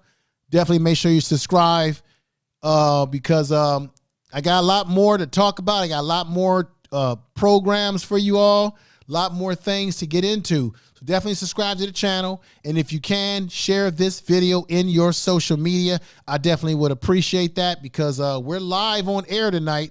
There's no doubt about it. We're live on air tonight. I appreciate everybody coming over tonight, but I got a little bit more to provide you on this Friday night. So come on and stick with me a little bit longer. Those of you ain't got nothing to do. You ain't got work tomorrow. So you ain't got nothing better to do than check out what I'm doing over here and let this resonate through your mind. Because what the Rittenhouse and the white supremacists that run with him, what that should show black people in America, what that should resonate in our minds is that we live in a society where black life does not mean not a damn thing. Black life means nothing. It means absolutely nothing, folks. Because if it did, like the father of Jacob Blake said today, there's 2 different rules and laws, one for white people, one for black people. That kid would have never been able to go all the way back to Illinois after doing what he did. Last time I checked, Brother Blake is being accused of having a knife. He's being accused of resisting the police and not allowing them to subdue him, whether it be with tasers or getting them down. Now, there was also a rumor that he put one of the police in a headlock of something of that nature. Okay, so he's being accused of those sort of things, which did not take the life of any police or anybody that we know. But he gets shot 7 times in the back. Rittenhouse went out there with a gun, unauthorized, by the way, 17 years old, took the law in his own hands, and you saw the police have unity with those guys out there. Because why? The police and the militia are one in the same. White supremacists. That's why he was allowed to walk out of there that night. And the people, now the police chief of this community said that the people who got shot, they got shot because they were out there protesting. It's their own fault. You know what they were trying to do, ladies and gentlemen? And black fathers do matter. People out there were trying to get that gun out of his hand because they recognized that he was a danger. So if the police, if Rittenhouse had the right to walk out there to so-called protect the community, why didn't they have the right to protect the community from him with a goddamn gun? He was not the police, so therefore he had no right doing what he did. But they'll tell you and me that the people out there got what they deserved who got shot by this guy. Ain't that something? Ladies and gentlemen, before I come to a conclusion, let's go to a quick commercial break, which won't even take that long. Now, for those of you out there, we know that we're living in a world today with COVID-19. Coronavirus is definitely impacting people. It is definitely real. This is no fake thing. This is a real situation, coronavirus. This is no jive. It's no BS. It's real. And as a result of coronavirus being real, one of the most important things that you could do, folks, is that you need to get yourself the proper mask to protect yourself.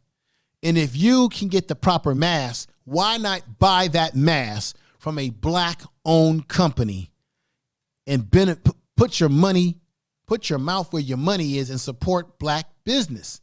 Because we always talk about supporting black businesses. So go out and order masks from I Want a Mask Now. Go ahead and do that, ladies and gentlemen. Hey, what's up, y'all? I hope y'all wearing your mask everywhere you go, and more specifically that KN95, protecting against all the germs that are in the air. But also I want to tell y'all one more thing to stay safe. Hand sanitizer, but with aloe vera. So you put some of this on, you rub it around. Not only do you knock all the germs, but the aloe vera smells so amazing that you're killing two birds with one stone without drying out your skin, because traditional hand sanitizer leaves your hands feeling clammy and disgusting. So definitely get hand sanitizer with aloe vera. So one more thing I want to tell you about, though. This code right here, cut the check. So let's say you bought a couple of masks, and you bought a couple of hand sanitizers, and your order exceeds $50. We waive the shipping fee with the code cut the check. So on your checkout, remember to put that in. There you go, folks. Remember to put that in. Don't be shy. Don't play around. Definitely support your black-owned businesses. If you need a mask, you heard what the brother said there. You can get a good discount there. So check out the website and get yourself the protection you need for your family and for you as well. So let me move on into other areas. Let me put this up here real quick. LeBron James had a few things to say. LeBron James was talking about, black people are terrorized. And I'm going to say it again, the black men, the black women, we need not to be feel terrorized. What we need to do is to stand up on both of our legs and say we're going to fight against this, say that we're not going to allow the society that we live in that doesn't give a damn about us. As Doc Rivers says, we live in a country that we love, but a country that does not love us. But let's hear what LeBron had to say as a reminder to you all that LeBron's talking about feeling terrorized. And I know there's some black people out there that do feel that way, but I'm telling you that we cannot afford to be terrorized black people. We have to stand up against what's going on. We have to stand up and stand out. Let's hear LeBron and his statements about this. And here we go. I don't have any reaction to George Floyd's comment. Everyone has their opinion in reaction to what happened. What I can say is that if you're sitting here telling me that there was no way to subdue that gentleman or detain him or to just before the firing of guns, then you're sitting here, you're lying to not only me, you're lying to every African American, every black person in the community, because we see it over and over and over. There was multiple, if you watch the video, there was multiple moments where if they wanted to, they could have tackled him, they could have grabbed him. They could have done that. And why? Now, LeBron James makes a very excellent point there. At any moment, why didn't they just simply grab the brother? At any moment, they could have grabbed him and possibly avoided bad things from happening, which is what happened. Bad things happened. The young man was shot 7 times in the back by a despicable police officer. And to me, it just doesn't make any sense that they did that to him. And to me, for them to do that to them, that to me tells me that black life is, in their mind, is worth nothing. And the police do these sort of things when they do this because they know that they're protected by what? Qualified immunity, which needs to be gotten rid of. We should be able to sue these police officers when they cross the line. And matter of fact, I've done videos. You've heard me say this before, folks, and I'm so sick of having to say this over and over again. And this whole damn thing continues to happen over and over and over again. Let's hear some more from LeBron. We always have to get to a point where we see the guns firing, and his family is there, the kids are there. It's in broad daylight, and who knows? I mean, if that video is not being taken by that person across the street, do we even know if we even see that video? There's like talks about that the cops didn't even have their body cams on. That's a possibility. But it's just quite frankly, it's just fucked up in our community. And us, I know people get tired of hearing me say it, but we are scared as black people in America. Black men, black women, black kids, we are terrified. Because you don't know. You have no idea. You have no. So, as LeBron said, you have no idea. You don't know. We're terrorized as black people. And what I'm here to tell you is we don't have time to be feeling terrorized. We have to recognize what's going on, what this is. We have to, focus on ourselves, protecting ourselves, realizing that this is the world that we live in. These are the true realities of the society that we're in. I don't want it to be this way, but I recognize that it's this way due to unfortunate circumstances.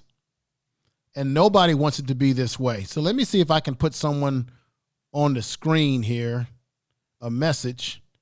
And I guess it won't let me do that right now.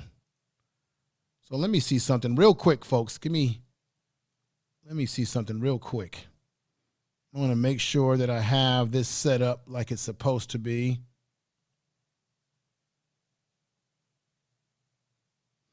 Oh, I know why it's not working now.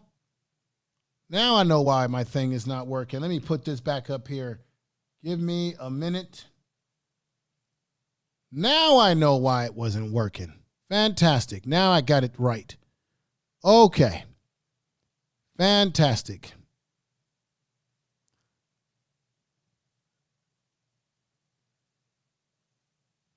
All right, let's put this, boom. Now I can put some messages on the board. I can see what people are saying straight up and down. Let's see.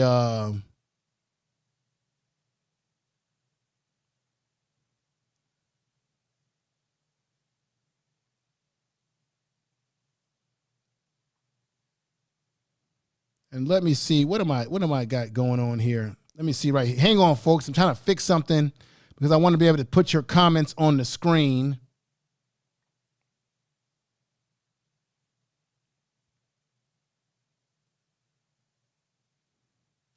And let me see, that's the view to log. Okay. And let's go right into it. All right. Now I think I got it working like it needs to be working. So let's see if I can put some stuff on the screen and see. There we go. There we go. Now I've got it working the way it should. Let's see. We've got a black Marine is in the house. The ghost, let me say peace to the ghost too, because he super chatted me. Thank you for the super chat. He came in and super chatted me. He says, why do we even give police guns? In other parts of the world, they can't have guns. Yeah, right. Like in England, they don't have guns in England. You're right. Let's see what the ghost is saying right here. And the ghost says, all good here. What's going on, brother? And everybody, just as a reminder, I'll be interviewing Brother J Speed, the ghost, next Sunday, which will be, we're going into September. So that's September the 6th. Let's see what Macom is talking about here. And Macom says, what's up, Infoman? So what I'm going to do, folks, I'm going to put your comments on the screen because I want to know what your thoughts are, what your feelings about what's going on. I've been talking. I want to get some of your thoughts in here, and let's see what we can do. Let's get, let's see. Who else is in the chat? Let's see. This brother says, unfortunately, professional athletes and celebrities aren't going to be our leaders. At the end of the day, they are not willing to sacrifice. Well, let me just say this. What are your thoughts, everybody, about the professional athletes such as the NBA? Some of them boycotted. And I think the WNBA, the ladies, and I think the baseball, they decided they're not going to play. So they did it. They had a day of boycott. I don't know how long this boycott's going to last, but give me your thoughts about what you think about it, if it means anything to you. Let's see. We've got in front of the kids, that was just beyond devilish ever. Yes. Sister Shales in Miss TV, that was devilish, crazy. Now we got Crystal. Crystal, this is God. This is very sad.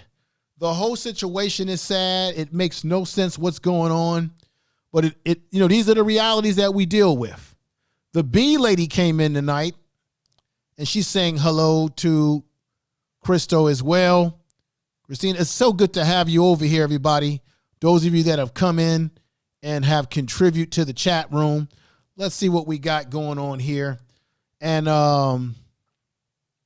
following Information Man Show on Instagram. Oh, thank you for putting my Instagram. And I appreciate that. Really, really appreciate that. We got this brother here. One day, no, take the seasons off, go be with the family and prepare. We've got, let me see what, this is Seals and Miss TV, if I'm saying that right. I may have that wrong, but I appreciate them. It does not matter. We must begin from somewhere. If they start the boycott, something at least. So are you saying that the boycott is better than them doing nothing? So would that be your position? It's better to do something than nothing. Right. Let's see. This is good. The athletes should be standing up for what's right. Yeah, they should be standing up for what's right because they make a lot of these owners rich. But the thing that I notice is that you don't see the owners saying anything. You don't hear any of them coming out and taking a stance. You don't hear any of the commissioners of these leagues taking a stance. Now we've got Macom, and I believe Macom says simply, this is a culture of violence and destruction. Asking white folks to give guns is a losing battle. To give up guns is a losing battle. I just feel that, I agree with the father of Jacob Blake. He's very upset and very angry at the way his son has been treated versus this kid, Routenhouse. And we got Sister B. Let me see what she's saying here. Let's see. She's saying Milwaukee team is still called the, the Bruins. The Milwaukee team is still called the Bucks. I know they mean, interesting, the Bucks. I know they mean deer ilks and things of that nature. Inappropriate. They won't even change. So you feel, the Sister B, that they should change the name of the Milwaukee Bucks to something more appropriate. Now we got RD in the house. Let's see what RD is talking about. And RD says it's been reported that the law enforcement are directing the protesters into small enclosed areas and tunnels to be ambushed. You got that right, D. You got that right, RD Smith. You got that right. Let me play something for you guys real quick. I'm going to play this again. I played it earlier tonight, and you must have missed this. And that happened in L.A., from what I understand. But check this out. This is a white supremacist militia member saying what the police told him to do. Check this out. Check it out right now. Wait a minute. They were like, we're going to push them down by you because you can deal with them, and then we're going to leave. Let's hear it again. Well, you know what the cops told us today? They were like, we're going to push them down by you because you can deal with them, and then we're going to leave. So you heard him say there, we're going to push them down by you, meaning the protests. We're going to push them towards you, the militia, the white supremacist militia, because you can deal with them, and then we're going to leave.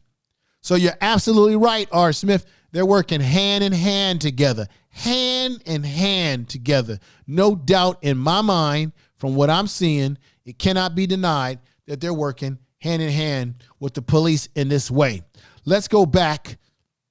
Let's go back. And if you're new to the channel, everybody, make sure that you do a very important thing for me, and that's subscribe to the channel. Subscribe to the channel. And then I'm going to put it on the screen nice and big. Check out my podcast on all the different podcasting platforms. There you go. Check that podcast out. The Information Man Speaks podcast is on YouTube. Information Man Speaks podcast, Apple Podcasts, SoundCloud, Google Podcasts, Spotify, Castbox. Okay, just a variety of different platforms that you can find the channel on. Very much so. And once again, definitely go ahead and subscribe to the channel.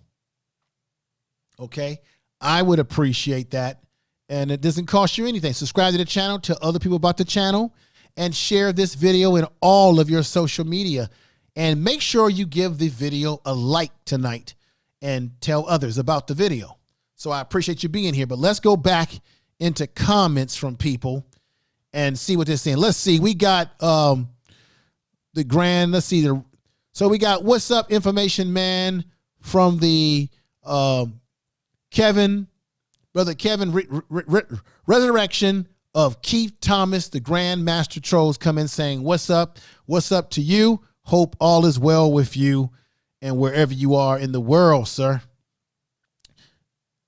All right. So we've got Sister G. Scott talking about devils. She says devils. I hear you. I hear what you're saying. And then we've got Beverly coming in the house.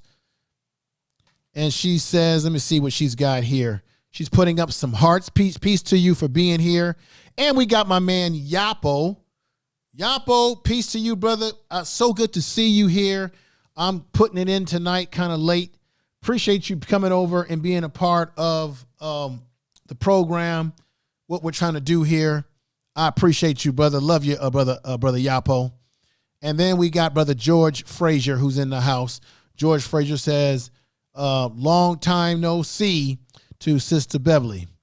And let's see, who else do we have in here? We got the B lady who's greeting people in the chat room. Check out if there's a lot of people in here who have channels. So go ahead and check those channels out and give them support.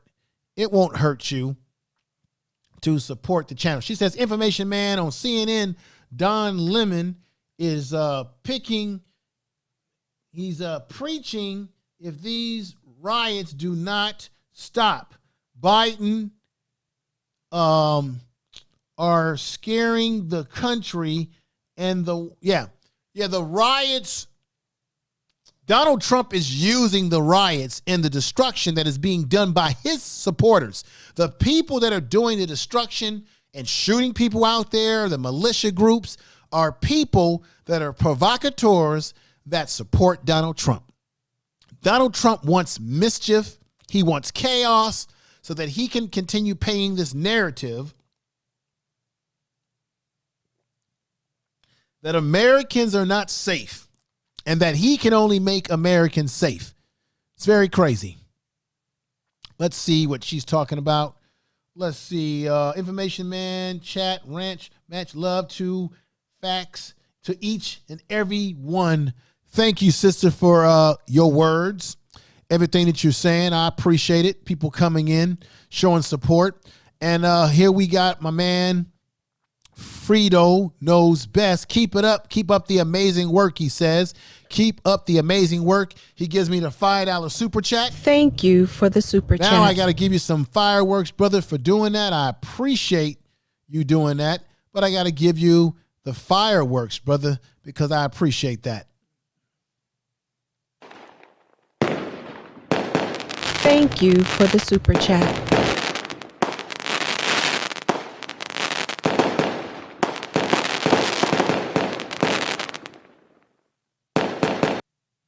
All right, brother. Thank you for the super chat again. Appreciate it. Back to where we are before. So let me play you something else to add to the presentation tonight. Another media clip here. And this was with Wolf Blitzer on CNN. Let's see what he's talking about here.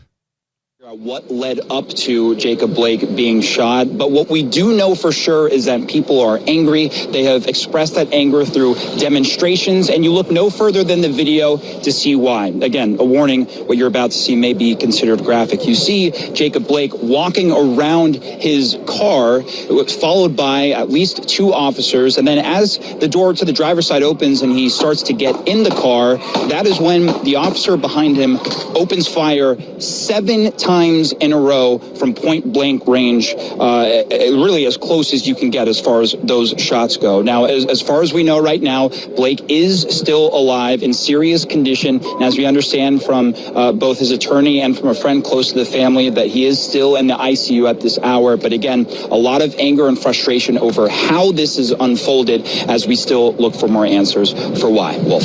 The officers involved, Omar, have been put on administrative leave. What are police saying about the shooting? Well, police are frankly saying that they need more of the picture to... Okay. This is the same old bull crap. They do this all the time. We've seen this play out before, ladies and gentlemen. They do this all the time. They say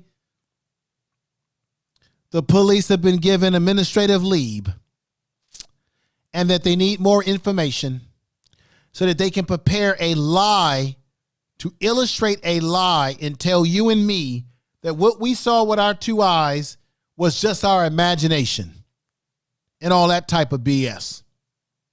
That's what's getting ready to come down the pipeline. They're about to create their lie and orchestration. That's what's about to happen at the end of the day. That's what's going to happen. Turn something off here. That's what's about to happen, ladies and gentlemen, is that they're trying to get their lie together. They're trying to get their nonsense together. Let me go in here. I think I saw Underrated Darkness in the house. Let me say what's up to him. Peace to you, brother. He says he's back. Peace to you, Underrated Darkness. Good to have you here. We've got another person here. M. Banks is in the house. M. Banks says, sad situation that's in this day and age. We're still faced with this kind of oppression. Exactly. And then let me see who else came in. Anita B. Let me give her some love. Good to see you here. She says, great show, information man. Thank you. We got Earl Owens who's come in the house. Let's see what Earl Owens is talking about. Didn't they tase him before? Yeah, brother, Earl Owens. It's reported, okay? It's just reported that they're saying that they tried to tase him. 2 of the cops tried to tase him. Then it's reported that he put one of them in a headlock. But let's just be honest here, brother. We don't have all the facts, because all this week they keep coming out. Oh, this happened. That they don't have all the facts. What's happening is that they're not telling us what's really going on, because the police have to make up their lies. And it was the police union that came out with all the negative things about Jacob Blake. It was the police union, not even the police department, but the police union. And we know in this country that most police get off because the police unions are so powerful that they back the play to get these guys off. The police unions are the ones that assist them in getting reinstated back on police departments. The police unions are the ones that are fighting against police reform or defunding of the police. The police unions are the ones that protect these guys and reinforce the qualified immunity that these guys get. Okay? They're the ones reinforcing this. Brother Yapo says, information man, I know this is off the subject, but did you hear that Chad Boseman was died? Yes, I did hear about that. I did a little tribute to him when I went on tonight. Yes, Brother Chad Boseman passed away. I feel really bad for his family. This brother was a dynamic brother, and he is a big loss. He played in great movies. Remember, he played Thurgood Marshall. He played in the movie 42 about Jackie Robinson. Of course, we know him best as the Black Panther. The brother's a brilliant actor, and this is a big loss. And that's Chad Boseman, ladies and gentlemen. For those of you who may not be aware of this, he died of colon cancer.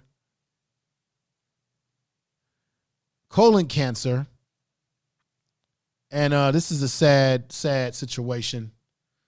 Let's hear Benjamin Crump speak upon some things here. It is correct, Wolf, and it's just shocking and outrageous and devastating to people like me who saw the video. Can you imagine the psychological issues these three babies are going to have for the rest of their lives, seeing their father shot these many times in the back from the people who were supposed to protect and serve him?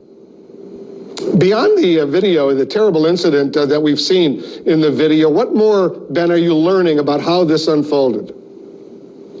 Well, we're still waiting for the facts to be confirmed, but what it does tell us, whether it's George Floyd, Breonna Taylor, Rayshard Brooks, there is an issue with the culture and the behavior of policing in America, Wolf. And if we don't have this systematic reform that this moment in America is crying out for, then we're going to continue to see hashtag after hashtag, protest after protest, and cities burning all across America, because we now are seeing it with our own eyes that there are two justice systems in America, one for Black America and one for white America, and we're fighting for equal justice for all Americans. Have you heard anything? Ladies and gentlemen, I don't have the same sentiments as Attorney Crump. I'm not a big fan of Attorney Crump. He seems to always get himself involved in these cases, and which a lot of these black families don't get justice. They usually get these settlements, and of course, he's getting a nice percentage of the settlement as well. But I when you look at the cases that he's been involved in, did the families get actual justice where the police officers were made to pay the price? Those are things that we can debate, we can examine, but I got to say, in this situation, I disagree with Crump. I think that black people for so long have been talking about police reform. We have tried it. We've gone through community policing. We've gone to police departments. We have pled with them.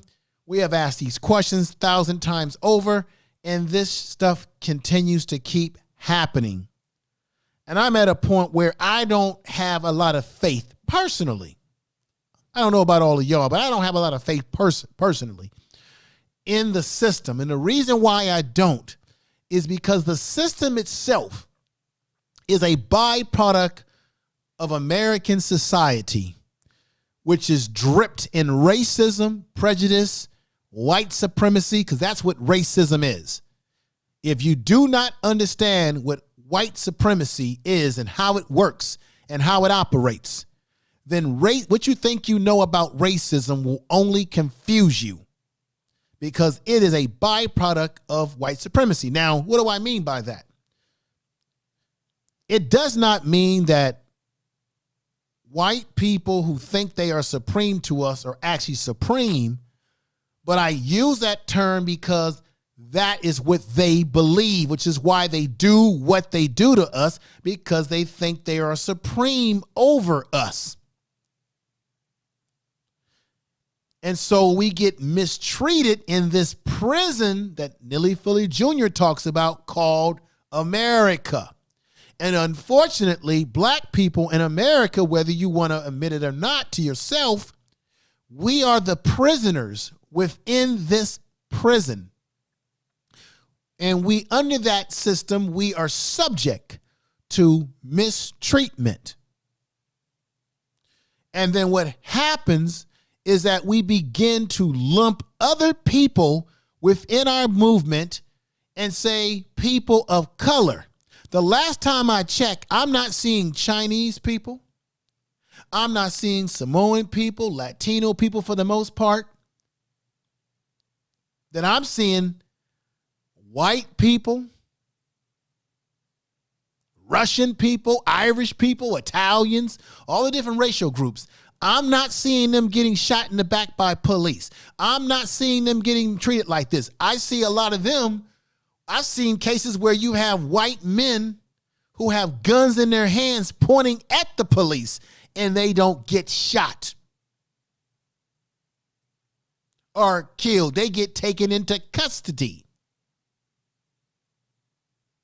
Me and you, we're liable to get shot. So that means what? Black people, black men in particular, and black women can be subject to this, or are subject to this. Black men in particular, we become the target. Because what you do, when you want to destroy the black family, you take out the rock of the black family, which is the man. Take the black man out, destroy him, get the black man on drugs, get the black man in the prison industrial complex system. Then you can work on the soft target, which is what? The women and the children. And then you can create social engineering with George Soros to elevate black women up here over black men as it relates to Black Lives Matter. And that's where you can get manifest a magazine cover on Rolling Stones where you have a black woman and a black child with the hands up. And the only black man in the magazine cover is a dead black man in George Floyd, and he's just a symbol on her shirt. We have to be careful not to get ourselves involved in symbolism. Symbolism is what's going on here. We see Al Sharpton, we see the Action Network, the National Action Network. We're seeing Dr. King III, the son of Dr. King, speaking at this march today. And we'll begin to be lulled to sleep and think that, okay, we're accomplishing something. We're having these problems because we're in a system that was not created for us, that's not in our best interest, and a system that has been infiltrated by white supremacists, and that's why Donald Trump got elected in the first place. Everything that you're seeing out here with the way we're being treated, all the stuff is happening in this country that's negative, in my opinion, and through empirical evidence that I can bring up, reflects the true nature of American society. So when you see people willing to go to bat for Rittenhouse, who shot 2 people and injured a third. And Blake is being called a thug while Rittenhouse is being said that he was defending himself. That tells you everything you need to know about American society and where black people stand in this society.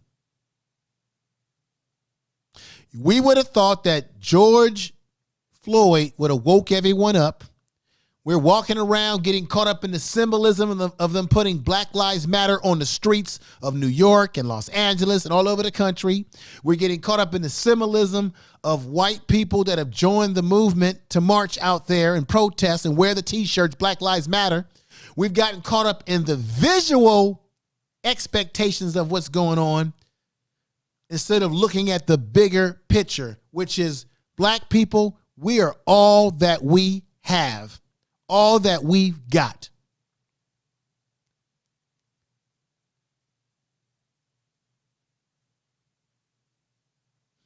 That kid, Rittenhouse, would have eventually, I don't know what's going to happen now, but he would have eventually become a police officer. And he would have been patrolling the streets with a license badge, and he probably would have shot somebody, just like he shot people that night.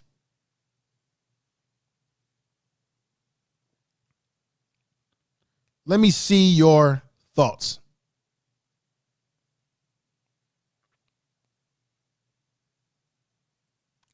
Anita B says, so true. Thank you, sister. Now we've got my man Yalpo who says, I said, Rittenhouse killed. He says, Rittenhouse killed 2 people after the Jacob Blake shooting. Is he in the hospital? Nope, he's in custody waiting. Right. But remember, Yapo, when they put Brother Blake in the hospital, they put him in handcuffs. I bet you any kind of money that Rittenhouse is not in handcuffs right now as I speak. I bet you he's not in handcuffs as I speak right now. I bet you. Thank you, Sister B. She says truth. And Yapo says that I trust this system to, let me see what he says here. I trust this system to do what it was designed to do, oppress and destroy us. Exactly. And Yapo says this, I have none, zero, not one sub-atom particular faith in the corrupt system. No, I don't have faith in this corrupt system at all as well, brother. And I have to agree with you. And then we have Jay Everything, who says, why are they not in jail? Yeah, the police are not in jail that shot him. They're on administrative leave, which means they're probably still getting their paychecks, or they're just at home. They're not in jail. And what's happening is that the police unions are going to come to their rescue. That's what's going to happen. We got the ghost who says, it'll be all over soon information, man. Wow. I can't wait to have a conversation with you about this too, brother. We got R.D. Smith, and R.D. Smith says this. Where is the loudmouth, bombastic scam master Jay? He sure is very quiet, has been quiet and has not shown up at any of these protests. He must be back. Yeah, let me just say this. I do find it interesting that we haven't heard from the NFAC, the No Effing Around crew. I do find it interesting that you haven't heard a peep out of them. If I'm not mistaken, I think that he might have said that they were going to set this situation out. I don't know. I can't speak for him. I don't know all the details, but I do find it interesting that when stuff is really happening, sometimes you don't see these groups come around. That's all I can say. Brother Ghost is back in. Let's see what he's saying. It'll be all over soon, Information Man, is what he said. And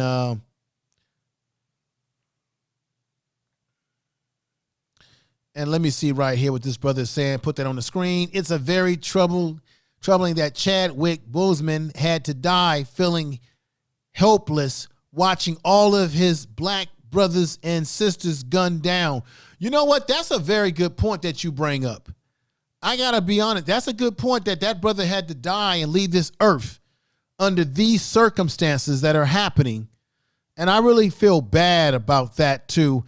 And I feel bad about the father and the mother of Jacob Blake and what is happening to them emotionally as they have witnessed what has happened. Like I said before, brothers and sisters in the chat room, this has been an ongoing problem in Kenosha, in this community. They've got a long-standing history of mistreatment of black people. As I said, their police budget is about $30 million. They use about $18 million to patrol the black neighborhood, to patrol us. And black people make up about 11.5% of the community. Something is wrong there. Let me read this to you.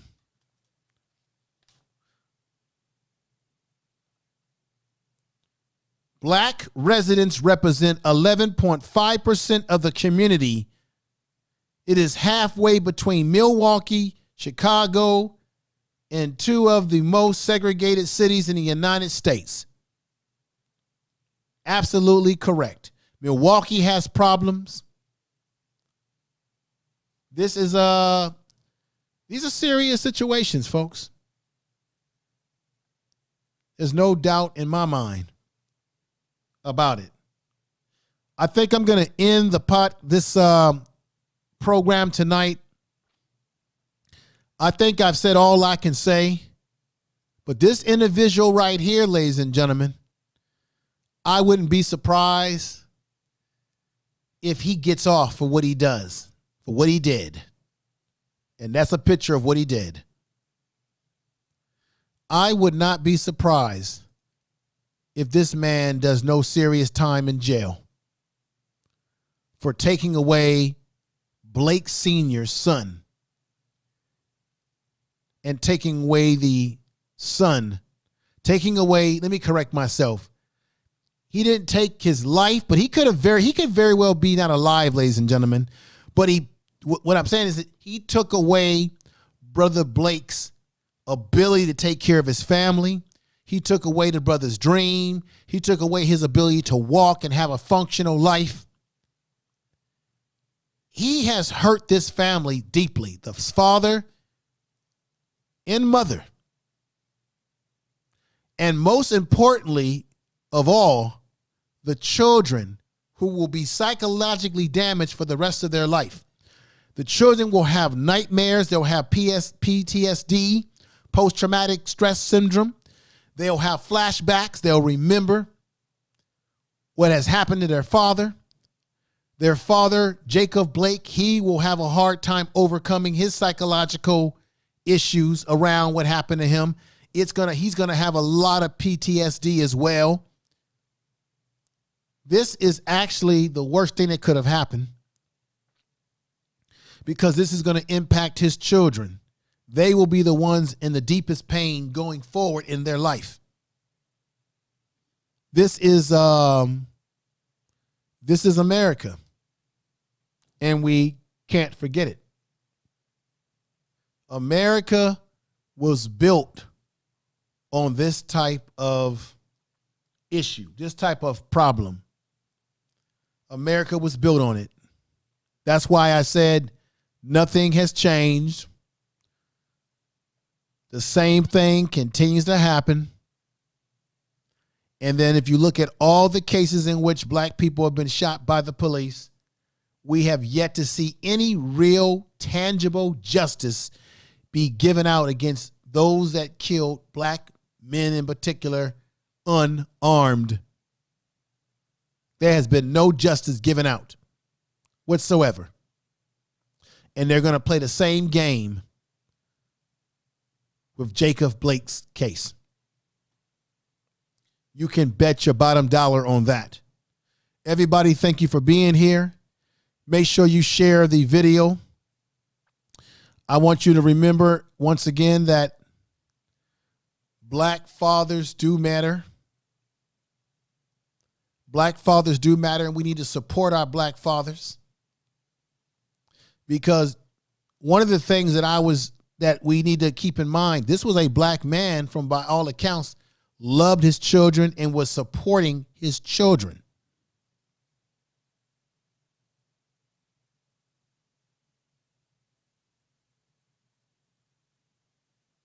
This should have never happened to him. I'm tired of doing live streams where I have to talk about this.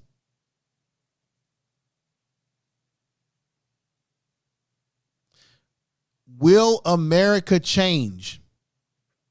I do believe that the only way that things can change is through the youth. It has to happen through our children. But the problem is that when our children grow up, they become poisoned by this society. Because our young Black males have to be taught how to protect themselves when coming in encounter with police. Then on top of that, we got to protect ourselves against the institutionalized racism. I'm sick and tired of this. I'm sick and tired of having to do live streams like this.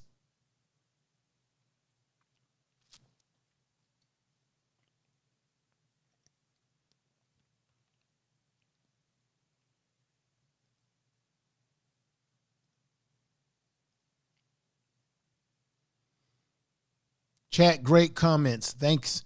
Thank you, everybody, for your comments tonight and hanging in there with me. I had some technical problems earlier. Black fathers matter most. Yes, thank you. Thank you for that. Appreciate that, Anita B. Information man, great information. Thanks. Thank you. I'm about to end the stream because I know it's late for everybody. I know that most of you got tomorrow off, hopefully, but I had to do this tonight. Great broadcast, as always. Black fathers matter. Thank you, sister. I'm about to end the stream and get on out of here. Thank you for coming over and supporting the show. We got R and Y. She says, yes, Black fathers do matter. Thank you. Yalpo came over and he says this, peace and Black power to you, information man. Thank you. Peace and Black power to you too, brother. I appreciate you and all that you do. Let me send this over. Lady Sports Entertainment. Thank you, Lady Sports Entertainment. Munstar Sports Entertainment. Let's see. Munstar Sports Entertainment. I know who you are. Thank you for coming over. I was on a panel with you and we had a conversation about a variety of different things. Thank you for coming over and supporting me tonight. Oh, Brittany Dunn has come over. Let me say shalom to you too, sister. Peace to you. Glad you came over. Glad that you can be a part of what's going on. I'm about to end this. We got Monique Hill who's come in the building. Thank you. She says greetings. Let's send that message out. She says greetings to everyone. Wait a minute. Let me, I got to make sure I get her message out. There we go. And Monique Hill. Great broadcast. Thank you, sister, for coming on over. And now let me see if I can send this again. There we go. She says greetings. Thank you for being here. Appreciate that. And let's see what Momstar Sports and Entertainment says here. She says, prayers to that man and his family. God bless and fix the sickness in the world and bless the people strong enough to make change. I would agree with that. But I got to admit, I'm starting to really lose my belief in the system. I'm 50 years old. I've been seeing this all my life. See, that's what people don't understand when it comes to Black folks in America. Some of us have been seeing this since we were a child. So that's why some of us are very indifferent about whether there's going to be change in this society. Because I've been seeing this all my life. BG is in the house. He says, greetings. Thank you, brother. All my life I've been seeing this nonsense, and so have many of you in the chat room. And R&Y says good night to everybody. I'm going to say good night to everybody as well. Thank you for being here, hanging in there with me tonight. Like I said, I had a couple of technical difficulties in the beginning. Started off a little slow, but I built up steam. And I want to thank you all for being here again. This is, man, this is crazy. The things that are going on in this society. This is really crazy. Once again, I'm going to say this again. If you have not subscribed to the channel, go ahead and subscribe to the Information Man show. I definitely would appreciate that. And I appreciate everybody that's here, that's supporting the show, that's been here tonight. Go ahead and subscribe to the channel. And I more than likely appreciate you. Not more than likely, I completely appreciate you. I'm a little tired, so I'm slurring my words a little bit now, but I'm about to end this. I completely appreciate those that are supporting the program. Like I said, I got about 10,000, 14, 15 subscribers now, and I'm going to keep this thing going as far as I can take it. And appreciate you all for being here. And I want to say my prayers goes out once again to Chad Boseman, the brother from Black Panther, the brother from the movie 42 when he played Jackie Robinson. He passed away. Some of you may not know. Some of you may know. And some of you may not know. But the brother did pass away. He was suffering from, let me turn that down real quick. He was suffering from colon cancer. That's what he was struggling with. And I don't know what to say. It's kind of unbelievable that this happened. Young brother like that. Unbelievable. So give him a prayer in his family. Give a prayer to the Blake family. Because even though the son isn't dead, is not dead, he's still suffering. And we don't know if he's still going to come out of that hospital alive. Something can happen where he could, he's in bad shape. He's in bad shape. But America, I'm telling you, America is going to have to deal with its demons. This is a problem. Seriously. I don't know what it's going to take to change, but I know that I'm tired of seeing this. I'm tired of talking about these issues. We're tired, people. We're tired of everything that's happening. With that said, good night. This is the Information Man Show. Thank you for joining me. Share this in all of your social media. I appreciate it. And as usual, you know that on this show, we tell the truth. Information is power. I'm going to say some things that's probably going to ruffle some people's feathers, but I'm sorry. I got to tell the truth. I got to be honest about what's going on and what's happening in this country. America has been a failed social experiment. It just has. I'm sorry. We have to come to grips.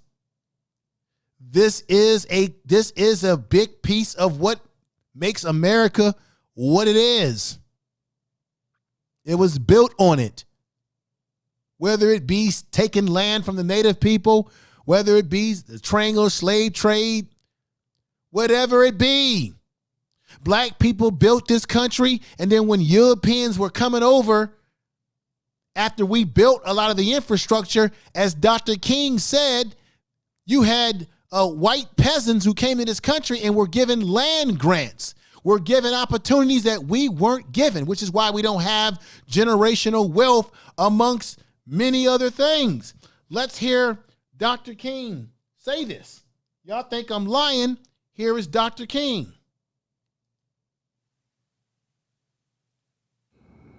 At the very same time that America refused to give the Negro any land, through an act Congress, our government was giving away millions of acres of land in the West and the Midwest, which meant that it was willing to undergird its white peasants from Europe with an economic floor. But not only did they give the land, they built land grant colleges with government money to teach them how to farm. Not only that, they provided county agents to further their expertise in farming. Not only that, they provided low interest rates in order that they could mechanize their farms. Not only that, today, many of these people are receiving millions of dollars in federal subsidies not to farm, and they are the very people telling the black man that he ought to lift himself by his own bootstraps.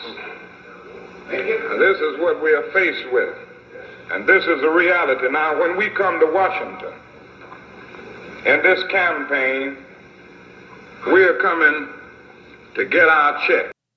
So let me stop there. When Dr. King said those words, he broke it down. He said you had other Europeans that came over after the fact, got grants and land and got all types of assistance from the government, and black folks got nothing. And when he said we're coming for our check, what check do you think he was saying? He was talking about reparations, the debt that America owes us, that they claim they can't pay. Yes, they can. I've done the numbers.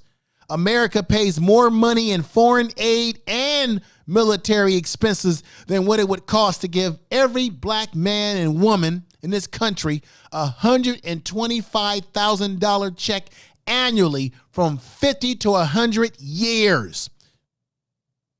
Annually, from 50 to 100 years, that will build up generational wealth. And I don't want to hear from the naysayers sitting about, well, they'll spend all the money. The hell with you. Don't worry about what people will do with their money. Worry about yourself, because you'll be one of the first people to have your hands out for the money. I'm Information Man, and I'm out of here. Peace to you all out there for supporting the program. I'm very angry right now in a lot of ways because of what I see is the hypocrisy of American society and the things that continue to keep happening. And why we're being demonized as black people in America when we protest. You've got white supremacist militia going out there shooting and killing people, breaking up windows and causing most of the problems that Donald Trump keeps running his damn racist mouth about. They're the ones out there walking around. The police gives them water. Oh, come on and get you some water. You can have some. I played that footage tonight. Oh, go and have some water. Oh, thank you guys for being out here with us. They get thanked. Brother Blake gets 7 bullets in his back. Peace to you, everybody, and thank you for supporting the channel. Share this in your social media. Thank you. I'm angry.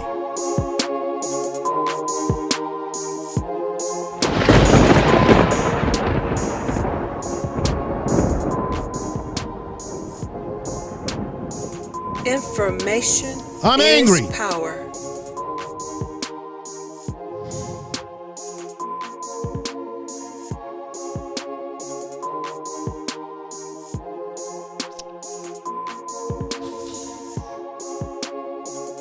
Peace, everybody.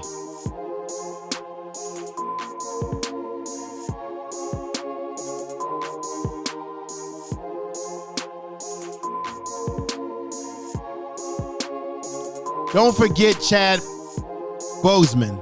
That brother passed away. Don't forget that brother. Put his family in your prayers.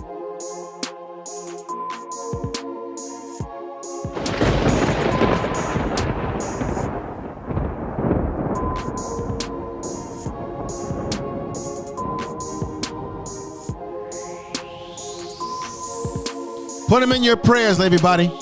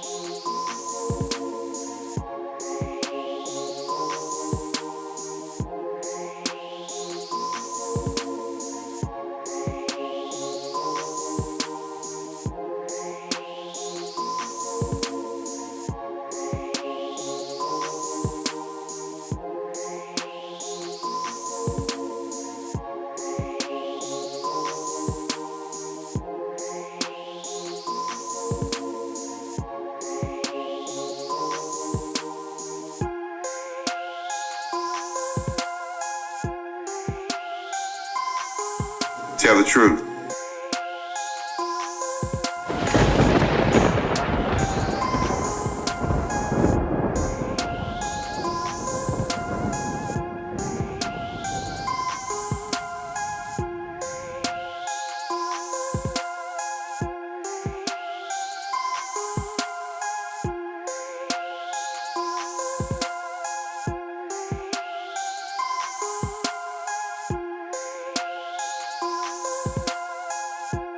Tell the truth.